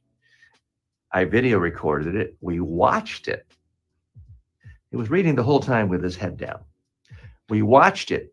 He turned to me and said, well, TJ, what did you think? And I felt a little awkward. It was my first time in this part of the world. Cold War hadn't been over that long. It's just me and this guy and a whole bunch of guys with machine guns. So I felt like saying it was awful. It was really boring, but I was a little nervous. Finally, I said, you know what? He's paid me a bunch of money to be here. I'll give him an honest assessment. I said, Mr. Prime Minister, with all due respect, I don't know what you said, but I thought it was really boring. His eyes got big, he sort of glowered at me. He looked at his guys with machine guns. He looked back at the TV set and said, you're right. It is really boring. I wouldn't want to watch me. So with that, he took the speech, we ripped it up, threw it in the trash can, and started over. But this time we did it the easy way. I said, okay, let's step back. You're giving this presentation to your cabinet. It's an important speech. What do you really want to convey here? What do you want them to do? We wrote that down in a sentence. I said, okay, now let's brainstorm on ideas, but then we got to narrow it down to just 5 ideas. We did that, and it only took about 10 minutes. And then I said, okay, now I want you to give me a story or an example or both for each one of these 5 message points. He came up with that, wrote a couple of words underneath each message point, had a single sheet of paper, just handwritten on a simple notepad. He said, can I do another practice? I said, okay. He stood up. I turned my camera on. This time, since it was only a single sheet of paper, he was looking up. He was looking at me. He was looking at other people in the audience. He was looking at guards. His face came alive. His energy came alive. His volume came alive. We recorded it. We watched it. As soon as he was done, he jumped up. He gave me a big hug. Said, TJ, you made me a great speaker. I said, well, no, it wasn't me. That's how you actually speak. You're naturally good. What happens is when you try to do this artificial data dump and read, it makes anyone into an awful speaker. So I beg you, I plead with you, don't try to read a speech. It's so much harder to do. And it actually takes more time to practice and rehearse than working from a simple outline. By the way, did you see what I just did there? I made a point by telling a story. The story had a character, me, had another character, the prime minister, had a setting, castle, palace, Eastern Europe, had a problem, boring speaker reading, had a little conflict. Again, this time, machine guns still. They don't always involve guns. Had a resolution, had basically a happy ending, had a lesson for it. So storytelling is not something you do once in a speech. Storytelling is not something you do just because you want to be a motivational speaker. It's really a part of the grammar of good communication. You want to communicate something, so you can state the message in a straightforward way, and then illustrate it with examples and stories. And stories are examples. They're simply the most compelling, interesting, memorable type of example. That's what's key. Mo's with us live and says, TJ, how long should be the storytelling part within a speech? Well, no, it depends on the context. If you're giving a 10-minute speech, maybe you give a couple 2-minute stories. If you're an hour-long keynote speaker, then maybe you have several, one for every major message point. You might have 5 stories that each are 6 or 7 minutes long. It just depends. The key with a story is when someone's listening to it, they've got to understand it. They've got to see the relevance to it, and they've got to understand the point to them. Here's something you'll never hear. You'll never be at a conference or a big seminar and have people leaving saying, I hated the way that last speaker gave us so many interesting, relevant stories that have an impact on my career or life. You'll never hear that. What you do hear is, my gosh, that speaker was so incredibly boring. I wish they had just emailed us the document and we could have stayed home. Or they'll say, wow, I'm glad that speaker was so boring and allowed me to really catch up on email and send off some important messages. So that's the problem. Is it possible to go too long with a story? It's possible. But typically that means you're giving details that aren't interesting or relevant to the audience. Is it possible a story could alienate part of your audience? It's certainly possible. But typically that means you didn't really think about what's the message first. We don't want to tell stories to be storytellers. We want to tell stories because it's the single most effective, efficient way of making an idea come alive in the mind and memory of an audience member and getting them to retain it. That's why it's important. And Mo, thanks for asking the question. What did I just do there? I'm giving a presentation. This is a seminar, a webinar, and Mo interrupted my speech with a question. Well, guess what? This isn't my speech. This isn't my webinar. This isn't my presentation. It's yours. It's Mo. So I do actually recommend when you're giving a presentation, whether it's a one-on-one conversation or a job interview, obvious there, but really anytime you're speaking to 10, 20, 30 people, someone has a question, let them ask it right away. It might take you in a slightly different direction from where you were from your outline. That's okay, because now you know if you're answering that question, you're 100% interesting and relevant to that person. And what they're asking may be more top of mind of what other people are thinking than what you had planned. It also, frankly, makes it more interesting. It makes it interactive. It makes it more of a dialogue, a conversation, rather than just a monologue. So if you have an opportunity to speak, don't be one of these people who says, well, let's hold all questions till the end. It sounds pompous. It sounds like you're, head of state or something. And I really don't like people who say, well, write all your questions down. Most people don't want to write a question down. Just let it come up naturally. Of course, there are exceptions where if you have an exact specific 10-minute time limit, or if you're giving a keynote speech and you have just a half an hour in front of 3,000 people and someone starts asking a question and you have to repeat the whole question, okay, you can't necessarily do that 2 minutes into your presentation. But most of the time, for most people, if you're talking to 20 people or fewer, it's pretty easy to look that someone has their hand up or just blurts out a question. My advice, answer it right away. Key things to know about rehearsing. Yes, you need to do it on video. Your cell phone is fine. A webcam is fine. Can you do it with a mirror? No, a horrible idea to practice in front of a mirror. Because if you're practicing your speech in front of a mirror, there's a part of you that's going to be saying, oh, is there a dent in my nose? Am I losing more hair? It's just human nature. And you can't do two things at once. We all like to think we're great multitaskers. We're not.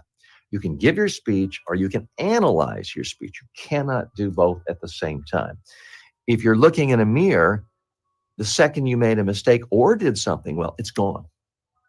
If you record yourself on video, now you no longer have to think about giving the speech. You can simply watch your presentation and really analyze what's working, what's not working. That part went well, and how can I do more of it? Or, wow, my voice really faded there and I sound scared. Let me not do that. Now, you've heard people give tips before on, oh, you should practice your speech on video. Here's the thing, just hearing that advice doesn't help. And in fact, if you do it the wrong way, it can make you worse. If you practice your speech once and then you watch it and stop every 2 seconds critiquing 100 things you don't like, you can spend 3 hours critiquing it. At the end, intellectually, you'll feel like you've learned a lot. Emotionally, you'll feel like, oh my God, I'm a horrible speaker. I should never speak. That is not the way you want to rehearse. My recommendation is you record it, you watch it, and you try to focus the first time on what you like. Try to do more of it. Don't obsess over the occasional or wow, I scratched my face and I wish I hadn't. Don't obsess over that. Instead, you want to look at it as a process, an editing, refining process. So look at it once, figure out what you like, do it again, try to do more of what you like.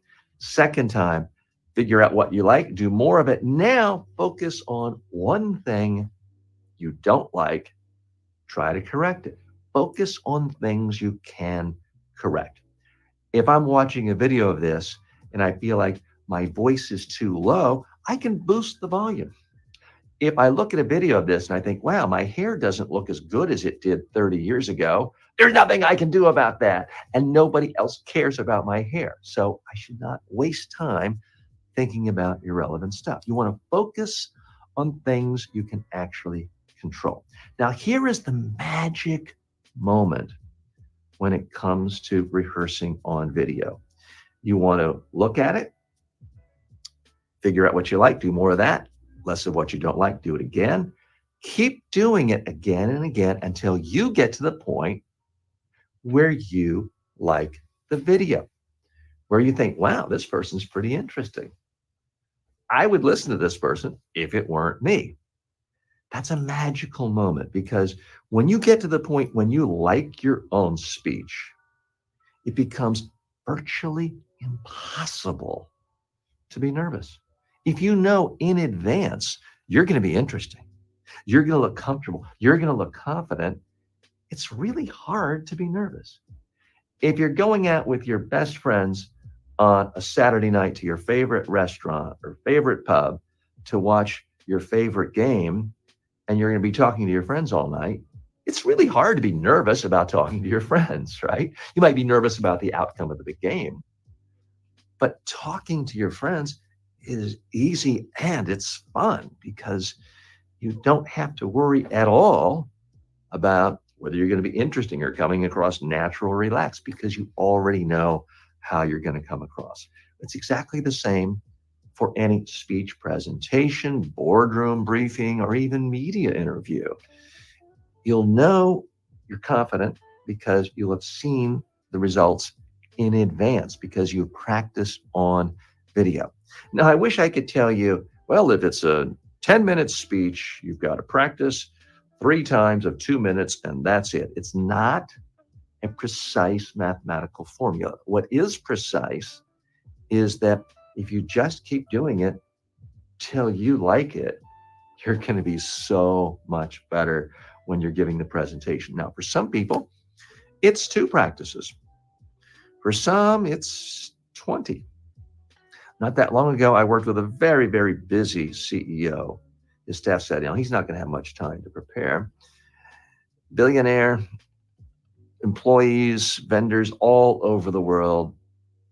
He came in for the day of training with me and said, TJ, I practiced my video 132 times, but I've already learned so much. It took him 132 times until he got to the point where he felt he was coming across his best.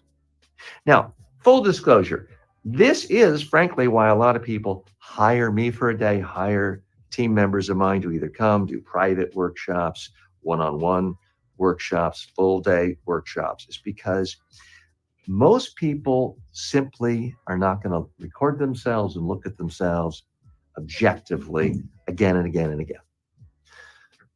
You could do it, but that is why people hire me. That is why people come to our paid live webinars and our paid online training Zoom sessions and our paid in-person sessions. So if you're interested in that, or you feel like you are not certain you can really do this rehearsal on your own, I am here for you. So you can take a look at the links in the description of this page. You can take a look at the links on the page where you're watching this video, and you'll see a lot of options on how to specifically work with me or a member of my team for this hand-holding part.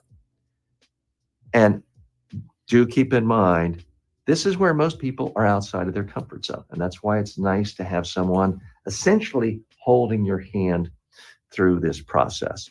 Because here's what I found. Most people, when watching video of themselves, misdiagnose in 3 areas. Number one, when their hands are moving naturally, they think, oh my God, I look like an idiot. I better stop moving my hands.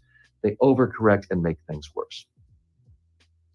The next thing where people just universally misjudge is they see their head moving as it should.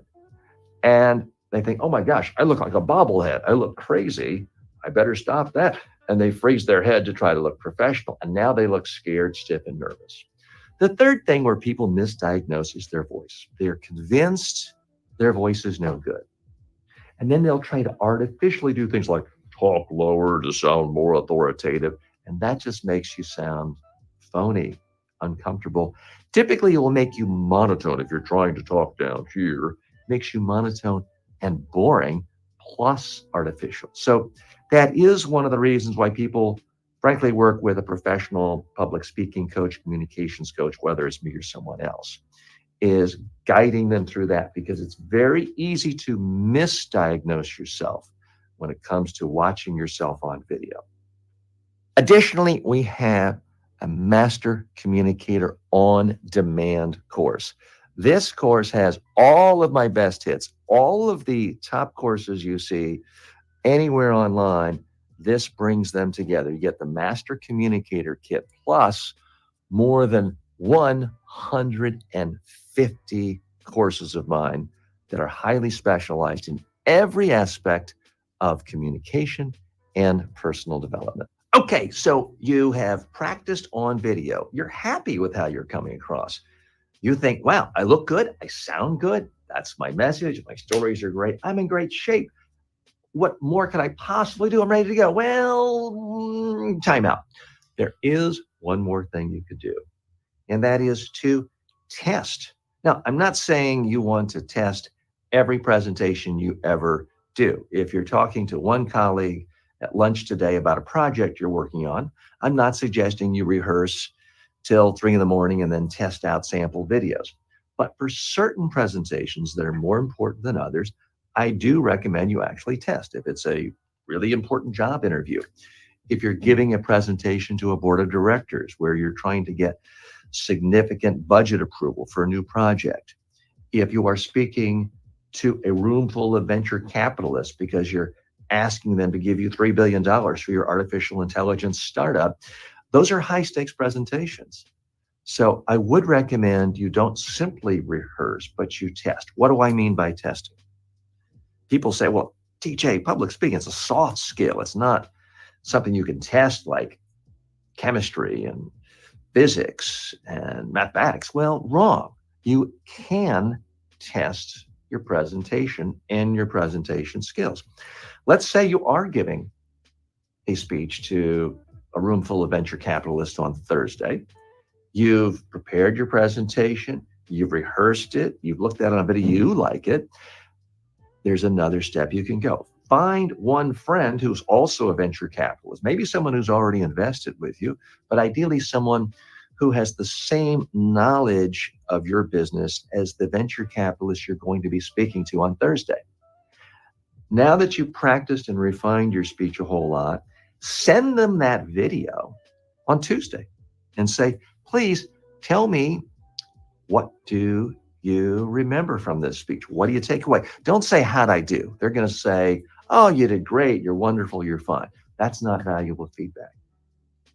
What you want to do is ask someone who heard you once to tell you what messages they remember, what stories do they remember. That's what's valuable. And if they just say, well, everything you did was great and it was fine and well done, you're really professional, that means you flunked. You didn't actually communicate the messages you cared about the most. So you've got to go back to the drawing board. You've got to come up with new material, new examples, stronger stories, clearer messaging, until one or more people you test it in front of can throw back in your face the messages you really care about. Because what you really want to give you confidence going into any major presentation is knowing not only do you like it, not only do you think it's great, because sometimes we're too close to the whole thing. You want to know that someone else who has the same mindset, the same or similar knowledge base to the people you'll be speaking to in real life, could hear you once and get it. Of course, you want them to have a strong impression of you and think you're confident and professional and all of that. But what you really want is for them to have a clear sense of the ideas you're bringing, the value you're bringing, and what you want them to do. Because I'm telling you, if you practice and you test your material and you have someone who maybe you know is a straight shooter and they're not afraid to criticize you, if they are telling you the messages you really wanted to convey, you know it worked. People can lie and say, oh, you were great, if they actually think you were weak and nervous and uncomfortable, to build you up maybe. But they can't lie and tell you your messages if they really didn't get it. So that's the ultimate in meaningful feedback. And that is how you test for big, important, high-stakes presentations. One thing I hear from people all the time is, TJ, I'm really comfortable speaking to small groups, speaking one-on-one, speaking in the boardroom, but wow, I got to do a TV interview later today, and I'm a nervous wreck. It seems strange. It seems alien. Well, it is different speaking to the news media where there's a journalist, a talk show host, a reporter, putting a mic in front of your face, putting a light in front of your face, having a camera that's not yours. It feels scarier. And again, the number one problem people have is they tense up, they stiffen up. The other problem is when you're speaking to the media, it's not that they're all out to get you, but not only can what you say be taken out of context, by definition, if they're quoting you for a newspaper or online story, if they're pulling a soundbite for a radio or a podcast interview or a TV or video-based program, by definition, they have to quote you out of the context of the entire interview, of the entire conversation. That changes everything. So when I train people on how to speak to the media, I really have to coach them how to think not in terms of how does this answer sound to someone who heard the whole conversation and the whole answer, but you really have to build a mindset where every sentence out of your mouth, you're holding up to the light, thinking, how would someone interpret this if nothing before the sentence is seen and nothing after the sentence is seen? Every sentence out of your mouth has to look good standing on its own. So that's what makes dealing with the media so much more difficult. Most quotes come from a handful of speech patterns. They either have analogies in them, bold action words, cliches, humor, attacks, where so many people, whether it's CEOs, business leaders, or politicians, get into trouble, is they accidentally use emotion and attacks on something that wasn't really their main point. So if you're interviewing me and I'm telling you all these things about how great business has been the last 3 years, all the wonderful things that go on, and you throw a question, say, well, did you feel a little nervous right when the pandemic hit and regular trainings went down? If I said something like, well, of course I lost sleep at night worrying about how my business tanked for a few months, and then I go on to talk positively for the next hour, guess what the only quote in the story might be? Of course, I lost sleep at night. Absolute. Lost sleep at night is action-oriented. It's a cliche. It's emotion about how my business tanked. It's an attack. I attacked my own business. It's emotional. It's action-oriented. So in that 1.5 sentences, I used about 8 soundbite elements, all of them negative towards me and my business. So if I get quoted with a profile on my business using that quote, was I misquoted? Well, no, I actually said it. You have footage of it. Was I quoted out of context? Well, yes, I was quoted out of context, but every quote is out of context. You can't complain about being quoted out of context. You can complain, nobody cares.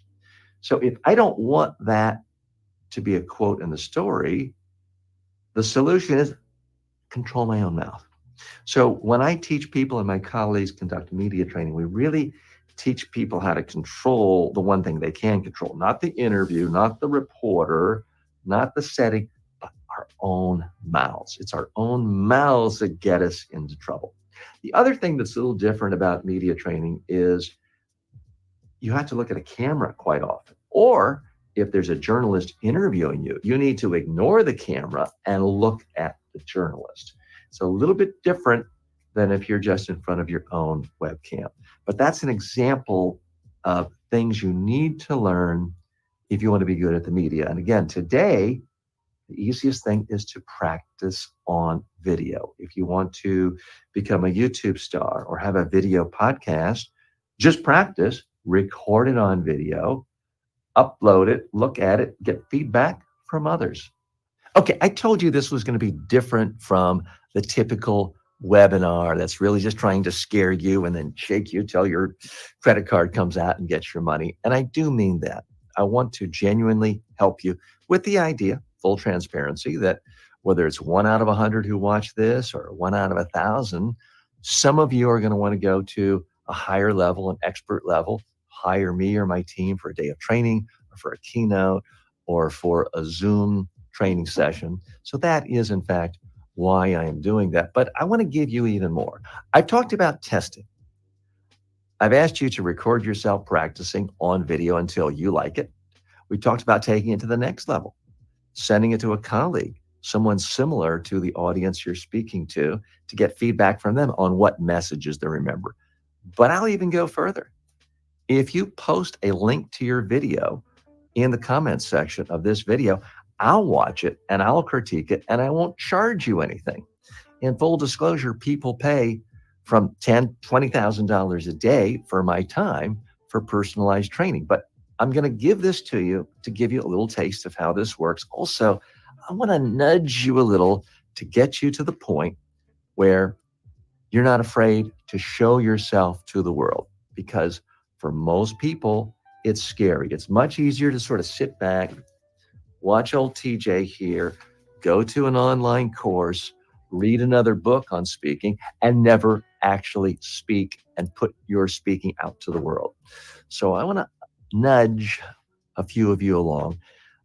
I have to confess, even in my own students who pay for my courses, the online on-demand courses, only about 1% of students actually record themselves on video and submit it for me to look at. Everyone else stays in the shadows, which unfortunately is not the best place to learn. So I'm going to toss that out to you. There's no charge. You're not obligated. You're not going to get a credit card receipt saying you've got to pay. All you have to do is record yourself speaking, upload it to YouTube or Google Drive or Dropbox, anywhere. If you post a link and I can see it, I will watch it and give you detailed feedback. Additionally, I am available as a keynote speaker. Many organizations around the world are really trying to build in their employees, their colleagues, their community, a sense of importance in communication regularly, in person, to colleagues, employees, prospects, vendors, and the larger community that cares about their industry. So they'll bring me in to give a keynote speech on that. If you're interested in more information on that, then please click the link below, either on this page or in the description. I want to thank you for spending time with me today. I hope you have a much better sense of how to be a strong, confident communicator. I want you going into any meeting, any presentation, any job interview, any pitch for new venture capital with the confidence that you're going to come across your best. It doesn't mean you're going to get what you want every time. Nobody does. It doesn't mean you'll get every job offer or every investor will throw money at you. But I want you to get to the point where you feel confident that you're coming across your best. If you had a colleague say, I need a one-page memo sent to this client a week from today on a subject you've been working on, that wouldn't really make you nervous or uncomfortable. You might not want to do it, but you would do it. You would write a draft. You might get feedback from other colleagues. you would run it through spell check. You would edit it. You'd maybe have one other colleague look at it before you hit send. By the time you hit send, you're not thinking, oh gosh, I wonder if it's spelled correctly. I wonder if they can understand it. I wonder if it makes sense. No, you have an editing process, a step-by-step process to help you communicate effectively when you're sending text. I hope what we've done today is I've given you a better sense of a step-by-step process of how you can edit yourself, refine yourself, improve yourself, and come across your very best every single time you're speaking to someone, whether it's one person, 5 people, 500, 5,000, or the whole world through the media. So I want to thank you for your time. Hope you got a lot out of it. If I can help you, reach out to me. Again, I've tried to do this very differently. In most sales funnel videos, training sessions, webinars, this is the part where I say, wow, you've got 24 hours to buy this thing. And if you don't act now, you've ruined your career and you're missing out on $1 million worth of products that today are only $99 because you got all these extra bonus. That's what normally happens here. And I just have to be honest with you. I've shared this with you earlier. To me, it feels a little cheesy. And to me, it doesn't feel authentic. It is a better way of making short-term cash. I'm in this for the long term. I've been training people professionally how to be better communicators since the mid-1980s. And I'm hoping to be around another 40 years or at least another 30 years. So I'm trying to lay groundwork for the long-term relationships. So perhaps you get value today and you don't need services from someone like me for 5 or 10 or 15 years. That's okay. I hope to be here for you. I'm TJ Walker, and I'm wishing you complete confidence and success in all your communication. Thanks.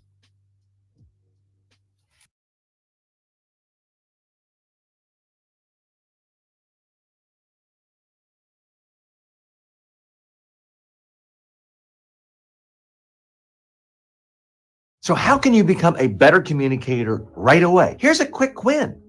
Cheat. That's right. If you're nervous about going into a presentation, a talk, a briefing, a speech, you're not quite sure what you're going to say, do what I do. I have a cheat sheet. Everything I'm going to say for the next hour is all right here. Now, the beauty of this is it's a single sheet of paper. If I'm speaking on camera, I can just put it in front of my laptop, in front of my computer. No one sees it. If I'm speaking to a larger audience and perhaps walking around, or even if I'm in a big room in front of a large audience, I can have that one sheet of paper on a table. I can have it on top of a laptop. I can have it scattered out, several copies around the room. No one will see me picking it up. The beauty of it is it's only on one sheet of paper. So that's a quick win you can do right away that will make you so much less nervous because you're not going to have to remember what to say. Chances are your memory isn't any better than mine, and mine's no good. That's why I use a very, very simple cheat sheet. Now, let's go right into a second quick win. The number one way to be confident when you're starting any presentation is to do what I just did. Start with a quick win. Give something of value to your audience, something where they can say, that was useful. That was interesting. I didn't know that. I can use that. Maybe I should listen to this person a little more.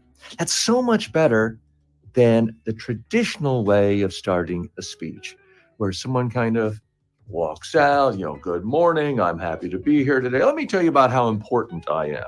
Let me tell you about all the wonderful things I can tell you about what I've accomplished. Boring. Rule number one when it comes to communication, nobody really cares about you. People care about themselves. So the faster you can hop right in to telling people something interesting for them, the better.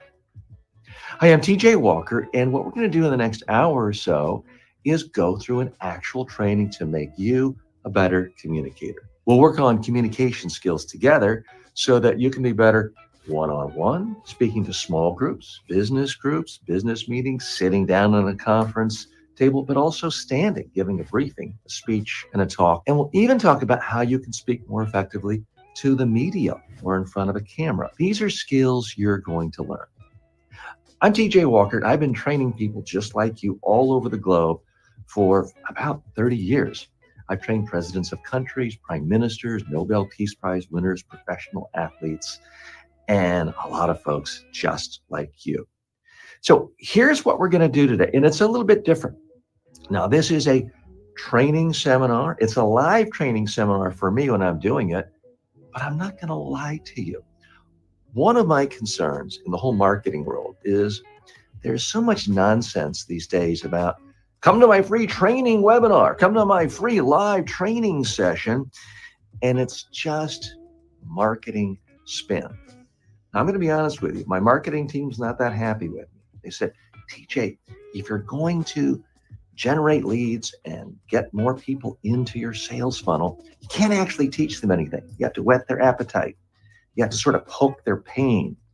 You have to do this value stacking where you say, and you get $10 billion worth of stuff today if you act right now in the next 5 minutes for $9.95. Frankly, it's a lot of cheesy stuff I'm not that comfortable with. So I'm going to make a deal with you. I'm going to be transparent on what I'm doing here. And I hope that we really have a fair exchange of value. I'm going to actually give you the same training that I give to paying clients, really walk you through step by step, not just tease you, tantalize you, throw a shroud over things, and then at the last minute say, oh, but what you really need is behind this curtain, and you can't get it unless you spend $10,000 with me. I'm not going to do that. I'm going to earnestly give you what I feel is great information to help you become a better communicator. And then every 10, 15 minutes or so, I'm going to give you some options for finding out more if you want to go to the advanced level. But my goal here is that you actually improve. You go from wherever you are several steps up in terms of your skill as a communicator. And then if you want to get to an advanced level, or if you want to advance even faster, then you can check out opportunities to work with me and my team. So what are we really going to focus on today? I'm going to help you with the things that you've already told me you're concerned about. Your body language when you're speaking. That's why you can see me from here up, and it's not just the tight little shot. I want to actually show you the things that you can do to look more comfortable and confident, and the things that you shouldn't do so that you don't look nervous and uncomfortable. I'm going to give you tips on how to use your voice in a more powerful way. So many students I work with and clients around the world are insecure and feel like their voice is no good and it's hurting them. We'll focus on that. I'm going to really go through the most common mistakes most people make as speakers.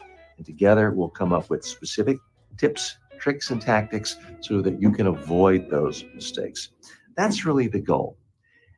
Now, the ultimate goal is to help you become a better communicator. What is communication? It's when you have an idea in your head, it comes out of you in some way so that another person or group of people can hear you, understand you, find it interesting and relevant to them, and remember your message so that they can take an action. Whether it is buy a product from you, sign a contract, hire you if you're on a job interview, endorse you, vote for you. Anytime we speak, it's typically because we want people to take a specific action. So that is the underlying assumption of everything we're doing here today, is to really help you accomplish something. Before you worry about the perfect message and the perfect outline and these brilliant ideas, for a lot of folks, it's, oh my gosh, what do I do when I have to stand up in front of people or even sit in a room with my boss and 5 other people? What do I do with my hands? How do I keep from looking stupid? What if I rock awkwardly or fidget? All of these are completely legitimate concerns, because ultimately we want to communicate a message, but it's never about style versus substance. You always have to have both. I can have the best message in the world, the best tips in the world on public speaking, speech writing, communication. But if I stand here like this for the next hour, giving you fantastic ideas, brilliant ideas, wonderful tactics, the only thing you're going to take away is, boy, oh boy, TJ sure seems nervous and like he has to go to the bathroom. Why? Because you associate someone rocking back and forth with nervous. You associate someone looking down nervous, and someone holding their hands down here as either nervous or uncomfortable or having to go to the bathroom. So that is the message I would be sending. It's not that your visual message is always more important than what you're saying. It's that you need both. Think of it this way. If you had to hire someone to be your assistant and they had the best resume in the world, but they send you a cover letter filled with typos, spelling errors, mistakes, smudged paper, you probably wouldn't hire them, right? On the other hand, if someone had a beautiful cover letter, beautiful punctuation, beautiful spelling, but you looked at their resume, they never worked a day in their life, and there's nothing on their resume that suggests they have the skills you need, the qualifications, and absolutely zero computer skills, you're not going to hire them just because the letter looks pretty, right? So it's always a fake debate between the style of how you move, your body language versus the substance of what you say. If you're going to communicate, you have to have both in sync. Now, you've heard people say, well, just act natural, act natural. Here's why that's horrible advice. When you are speaking, giving a presentation, whether it's a job interview, whether it's a talk to 10 clients, maybe it's 1,000 people in your industry, maybe it's just 2 people, your boss and your boss's boss. If you're a little bit uncomfortable, you're going to, in all likelihood, act natural. The natural thing to do is to act scared. When we're scared, we as human beings stiffen up.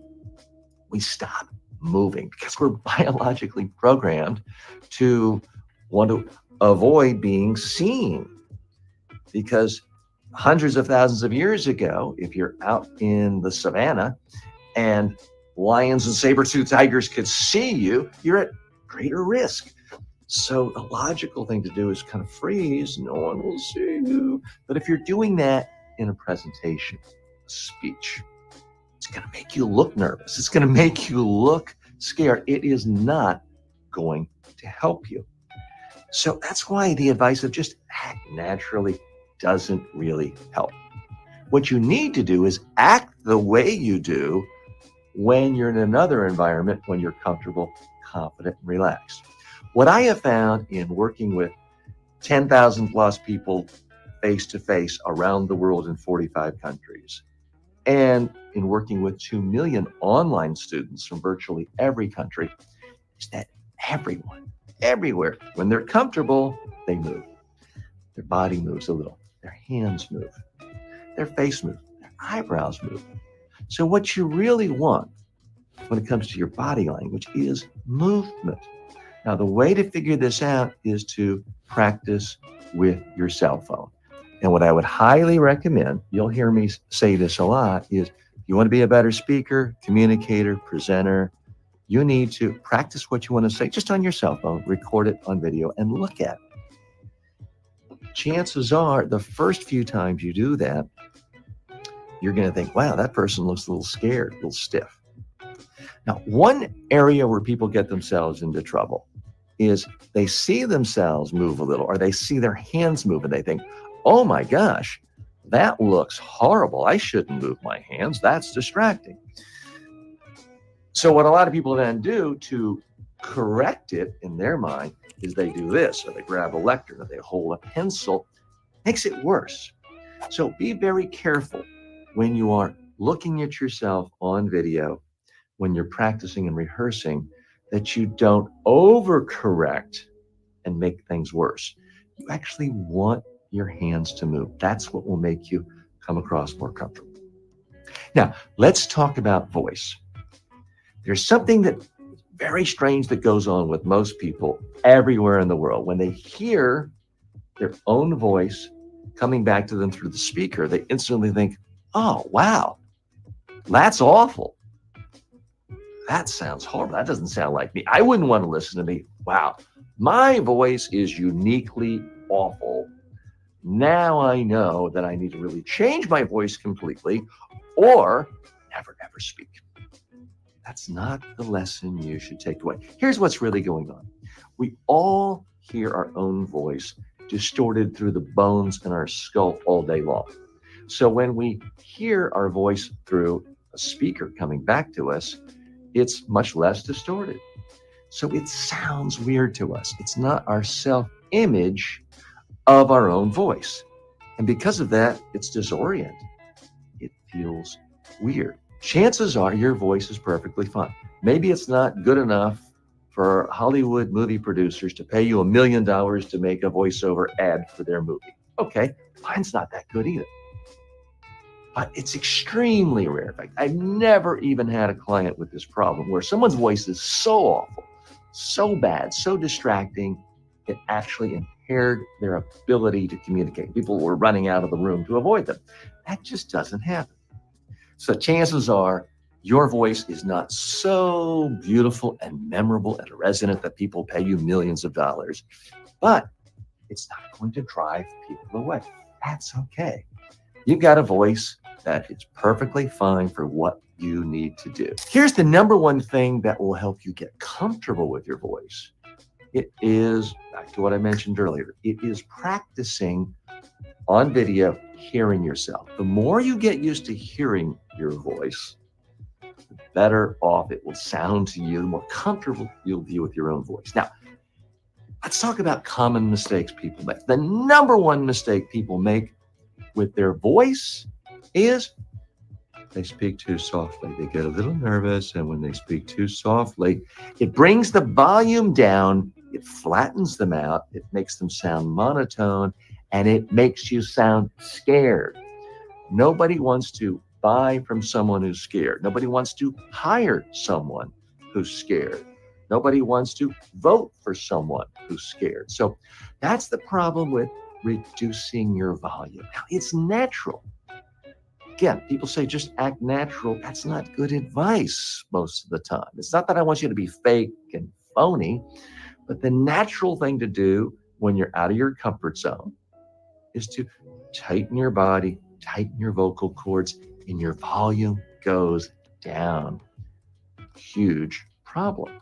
It's harder for people to hear, flattens you out, makes you seem uncomfortable, nervous, and less communication takes place, and the wrong communication takes place. So the number one thing you can do with your voice is to not yell and scream, but you do want more energy than normal, a little more volume than normal. Think of it this way.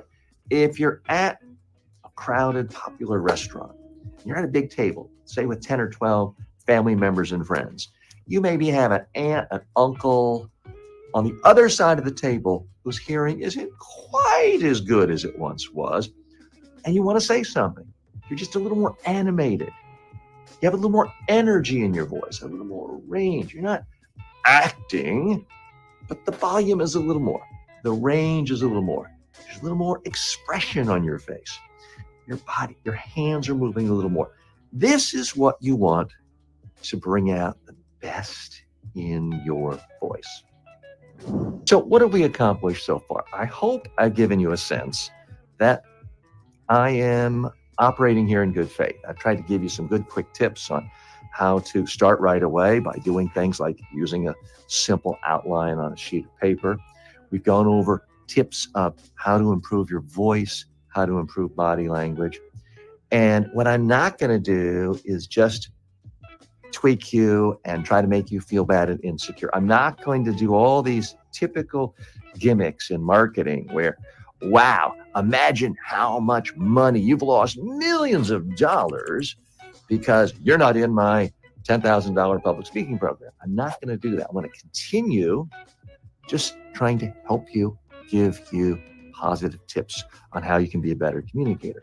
and being transparent, with the hope that some of you, could be 3%, say, okay, this guy really giving me some value, so now I want to hire him to go to the advanced level.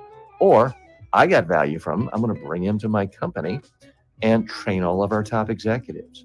Or I want him to come to our organization, give a keynote speech. So let me just take a minute here, very briefly, and go through the different ways people like you use someone like me.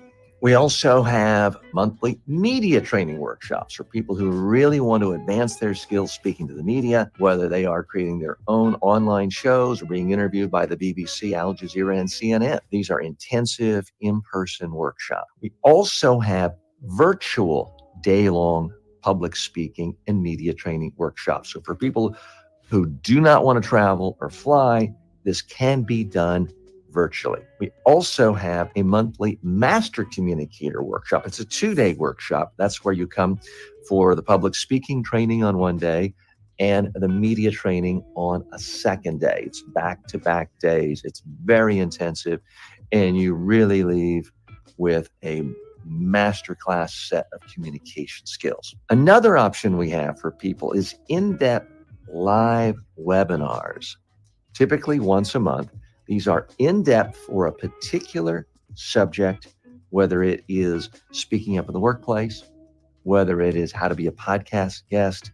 It's going to be a very intensive, small group, live webinar where you get personalized instruction and feedback from an instructor. So these are monthly live webinars, typically about 2 hours long, much less expensive than the in-person trainings, the live trainings, or the private trainings. We also have private media trainings. Either I come to you or someone on my team comes to you. We work with you either one-on-one or small group sessions, recording you, role-playing, simulated media interviews, playing it back again and again and again until you get to the point where I'm not your media role model, you become your own role model. It's very intensive, but it's the best way to learn very quickly. Okay, so again, let me be transparent with you. I just took a minute or so of your time to talk about different ways people interact with me when they either want to learn a lot faster than just self-learning, or they want to get to an advanced level much faster. But I want to stress, you don't have to do any of those things. You can simply continue with me right now, today, and I'm going to walk you through the very same things I do go through when I'm in a live training with someone. And you can practice these on your own. You can improve. I don't want to scare you and say, wow, if you don't call me right now, your career is going to be destroyed. You'll never get an advance. I'm not going to do that, even though that's what all the marketing gurus tell me I need to be doing to agitate you to pull out your credit card. Why am I doing this? I really believe more in the long term. I'd rather build a long-term relationship with you. I hope that you're getting value out of this and that you can be a part of what I do right here on the TJ Walker Success channel on virtually any major social media platform. Because here's what happens. I found over time that if you give value long enough, whether it's 6 months, 2 years, sometimes 10 years, people then come back to me.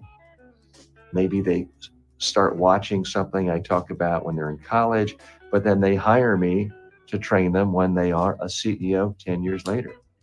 Maybe someone's in middle management, they get some tips that help them through a tough job interview today. 5 years later, they hire me to be the keynote speaker at their trade association. So I try to do this in a way that's win-win for everyone. But I'm more interested in the long term, creating long-term relationships, long-term value. So that's why I'm not going to tell you, you have to act now and this offer is going to end if you don't buy in the next 20 minutes. And you're not going to get all these bonuses. There's all these gimmicks people do. And hey, I've tried them too. I just don't feel good about it.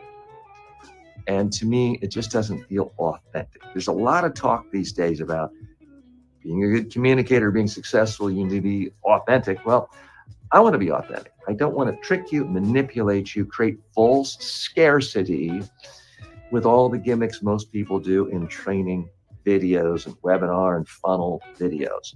Instead, I simply want to give you value, help you, teach you things that are going to benefit your career. And then at some point you want more, you'll know where to find me.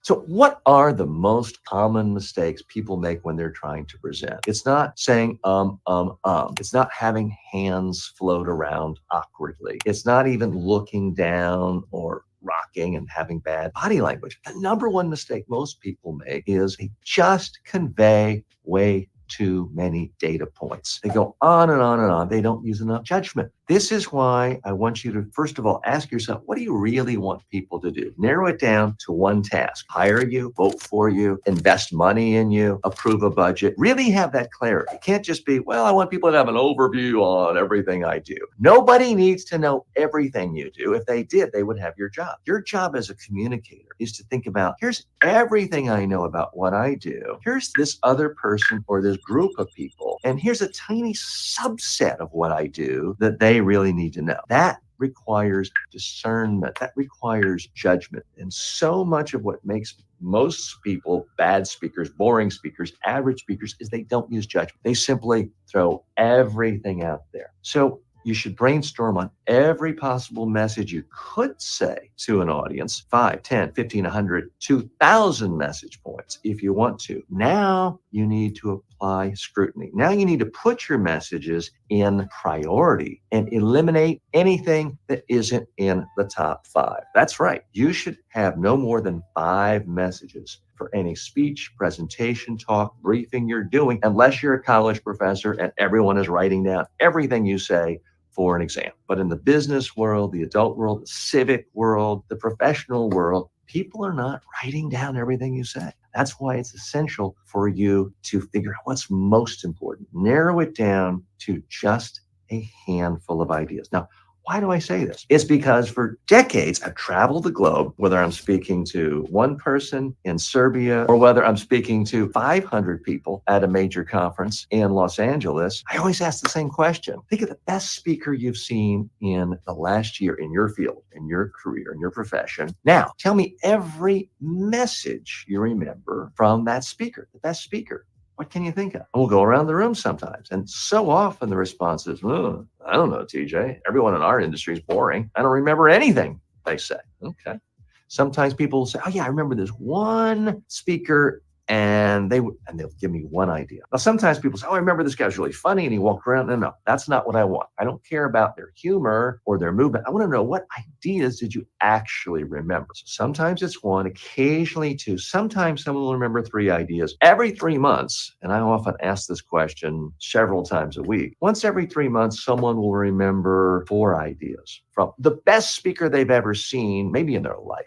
And then once every 6 months, someone will say, oh yeah, I remember this speaker, and they'll list 5 ideas. And it was often the best speaker they've ever seen in their life. In all the years I've asked that question, nobody has ever come up with more than 5 ideas they remember from their best speaker. I want you to think about that right now. Really think about the best speaker you've seen in your own. I don't mean a professional comedian or a professional politician, but someone in your field, in your industry, where you heard them once and you remember it. Not your CEO or colleague who speaks to you every day and over time you remember a bunch. But I mean from one presentation. Pretty hard to even come up with more than 2 or 3, isn't it? Well, ask yourself this. Do you really think that the average person you speak to is so much smarter than you are? Do you really think they have a memory so much better than yours? No, they don't. So don't try to force them to do something that you're not good at, because you probably don't remember more than a handful. So that is one of the most important things you can ever do to be a better speaker. It really is a situation where less is more. Focus on just a handful of points or fewer, and you will instantly be a better communicator. It takes off all the pressure because you're not all of a sudden trying to remember all this stuff and rat-a-tat-tat and speak quickly and, oh my gosh, there's another bullet point and another slide I got to go through. You're no longer playing that game. You're playing a different game of making your ideas really come alive to your audience. Okay. So you've figured out what you want to accomplish in the speech, what you want the audience to do. You brainstorm on ideas. Now you've narrowed it down to the top 5. What do? Put it on a 3x5 card and throw it at them and walk away? Well, no.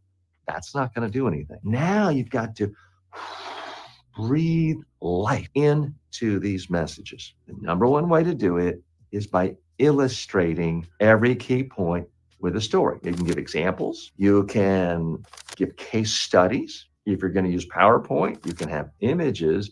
But the number one way to really make any point come alive is to tell a story that involves a real person, a real problem, a real place, a conflict, real dialogue, what was said, and how it was resolved. That's the number one way to get people to remember. I wish we could just take the facts, put it on a stick, go and put it in people's heads, and they've got all the data, and we can go home. I wish we could do that. That's not how people actually absorb information. One of the advantages of stories is they can help.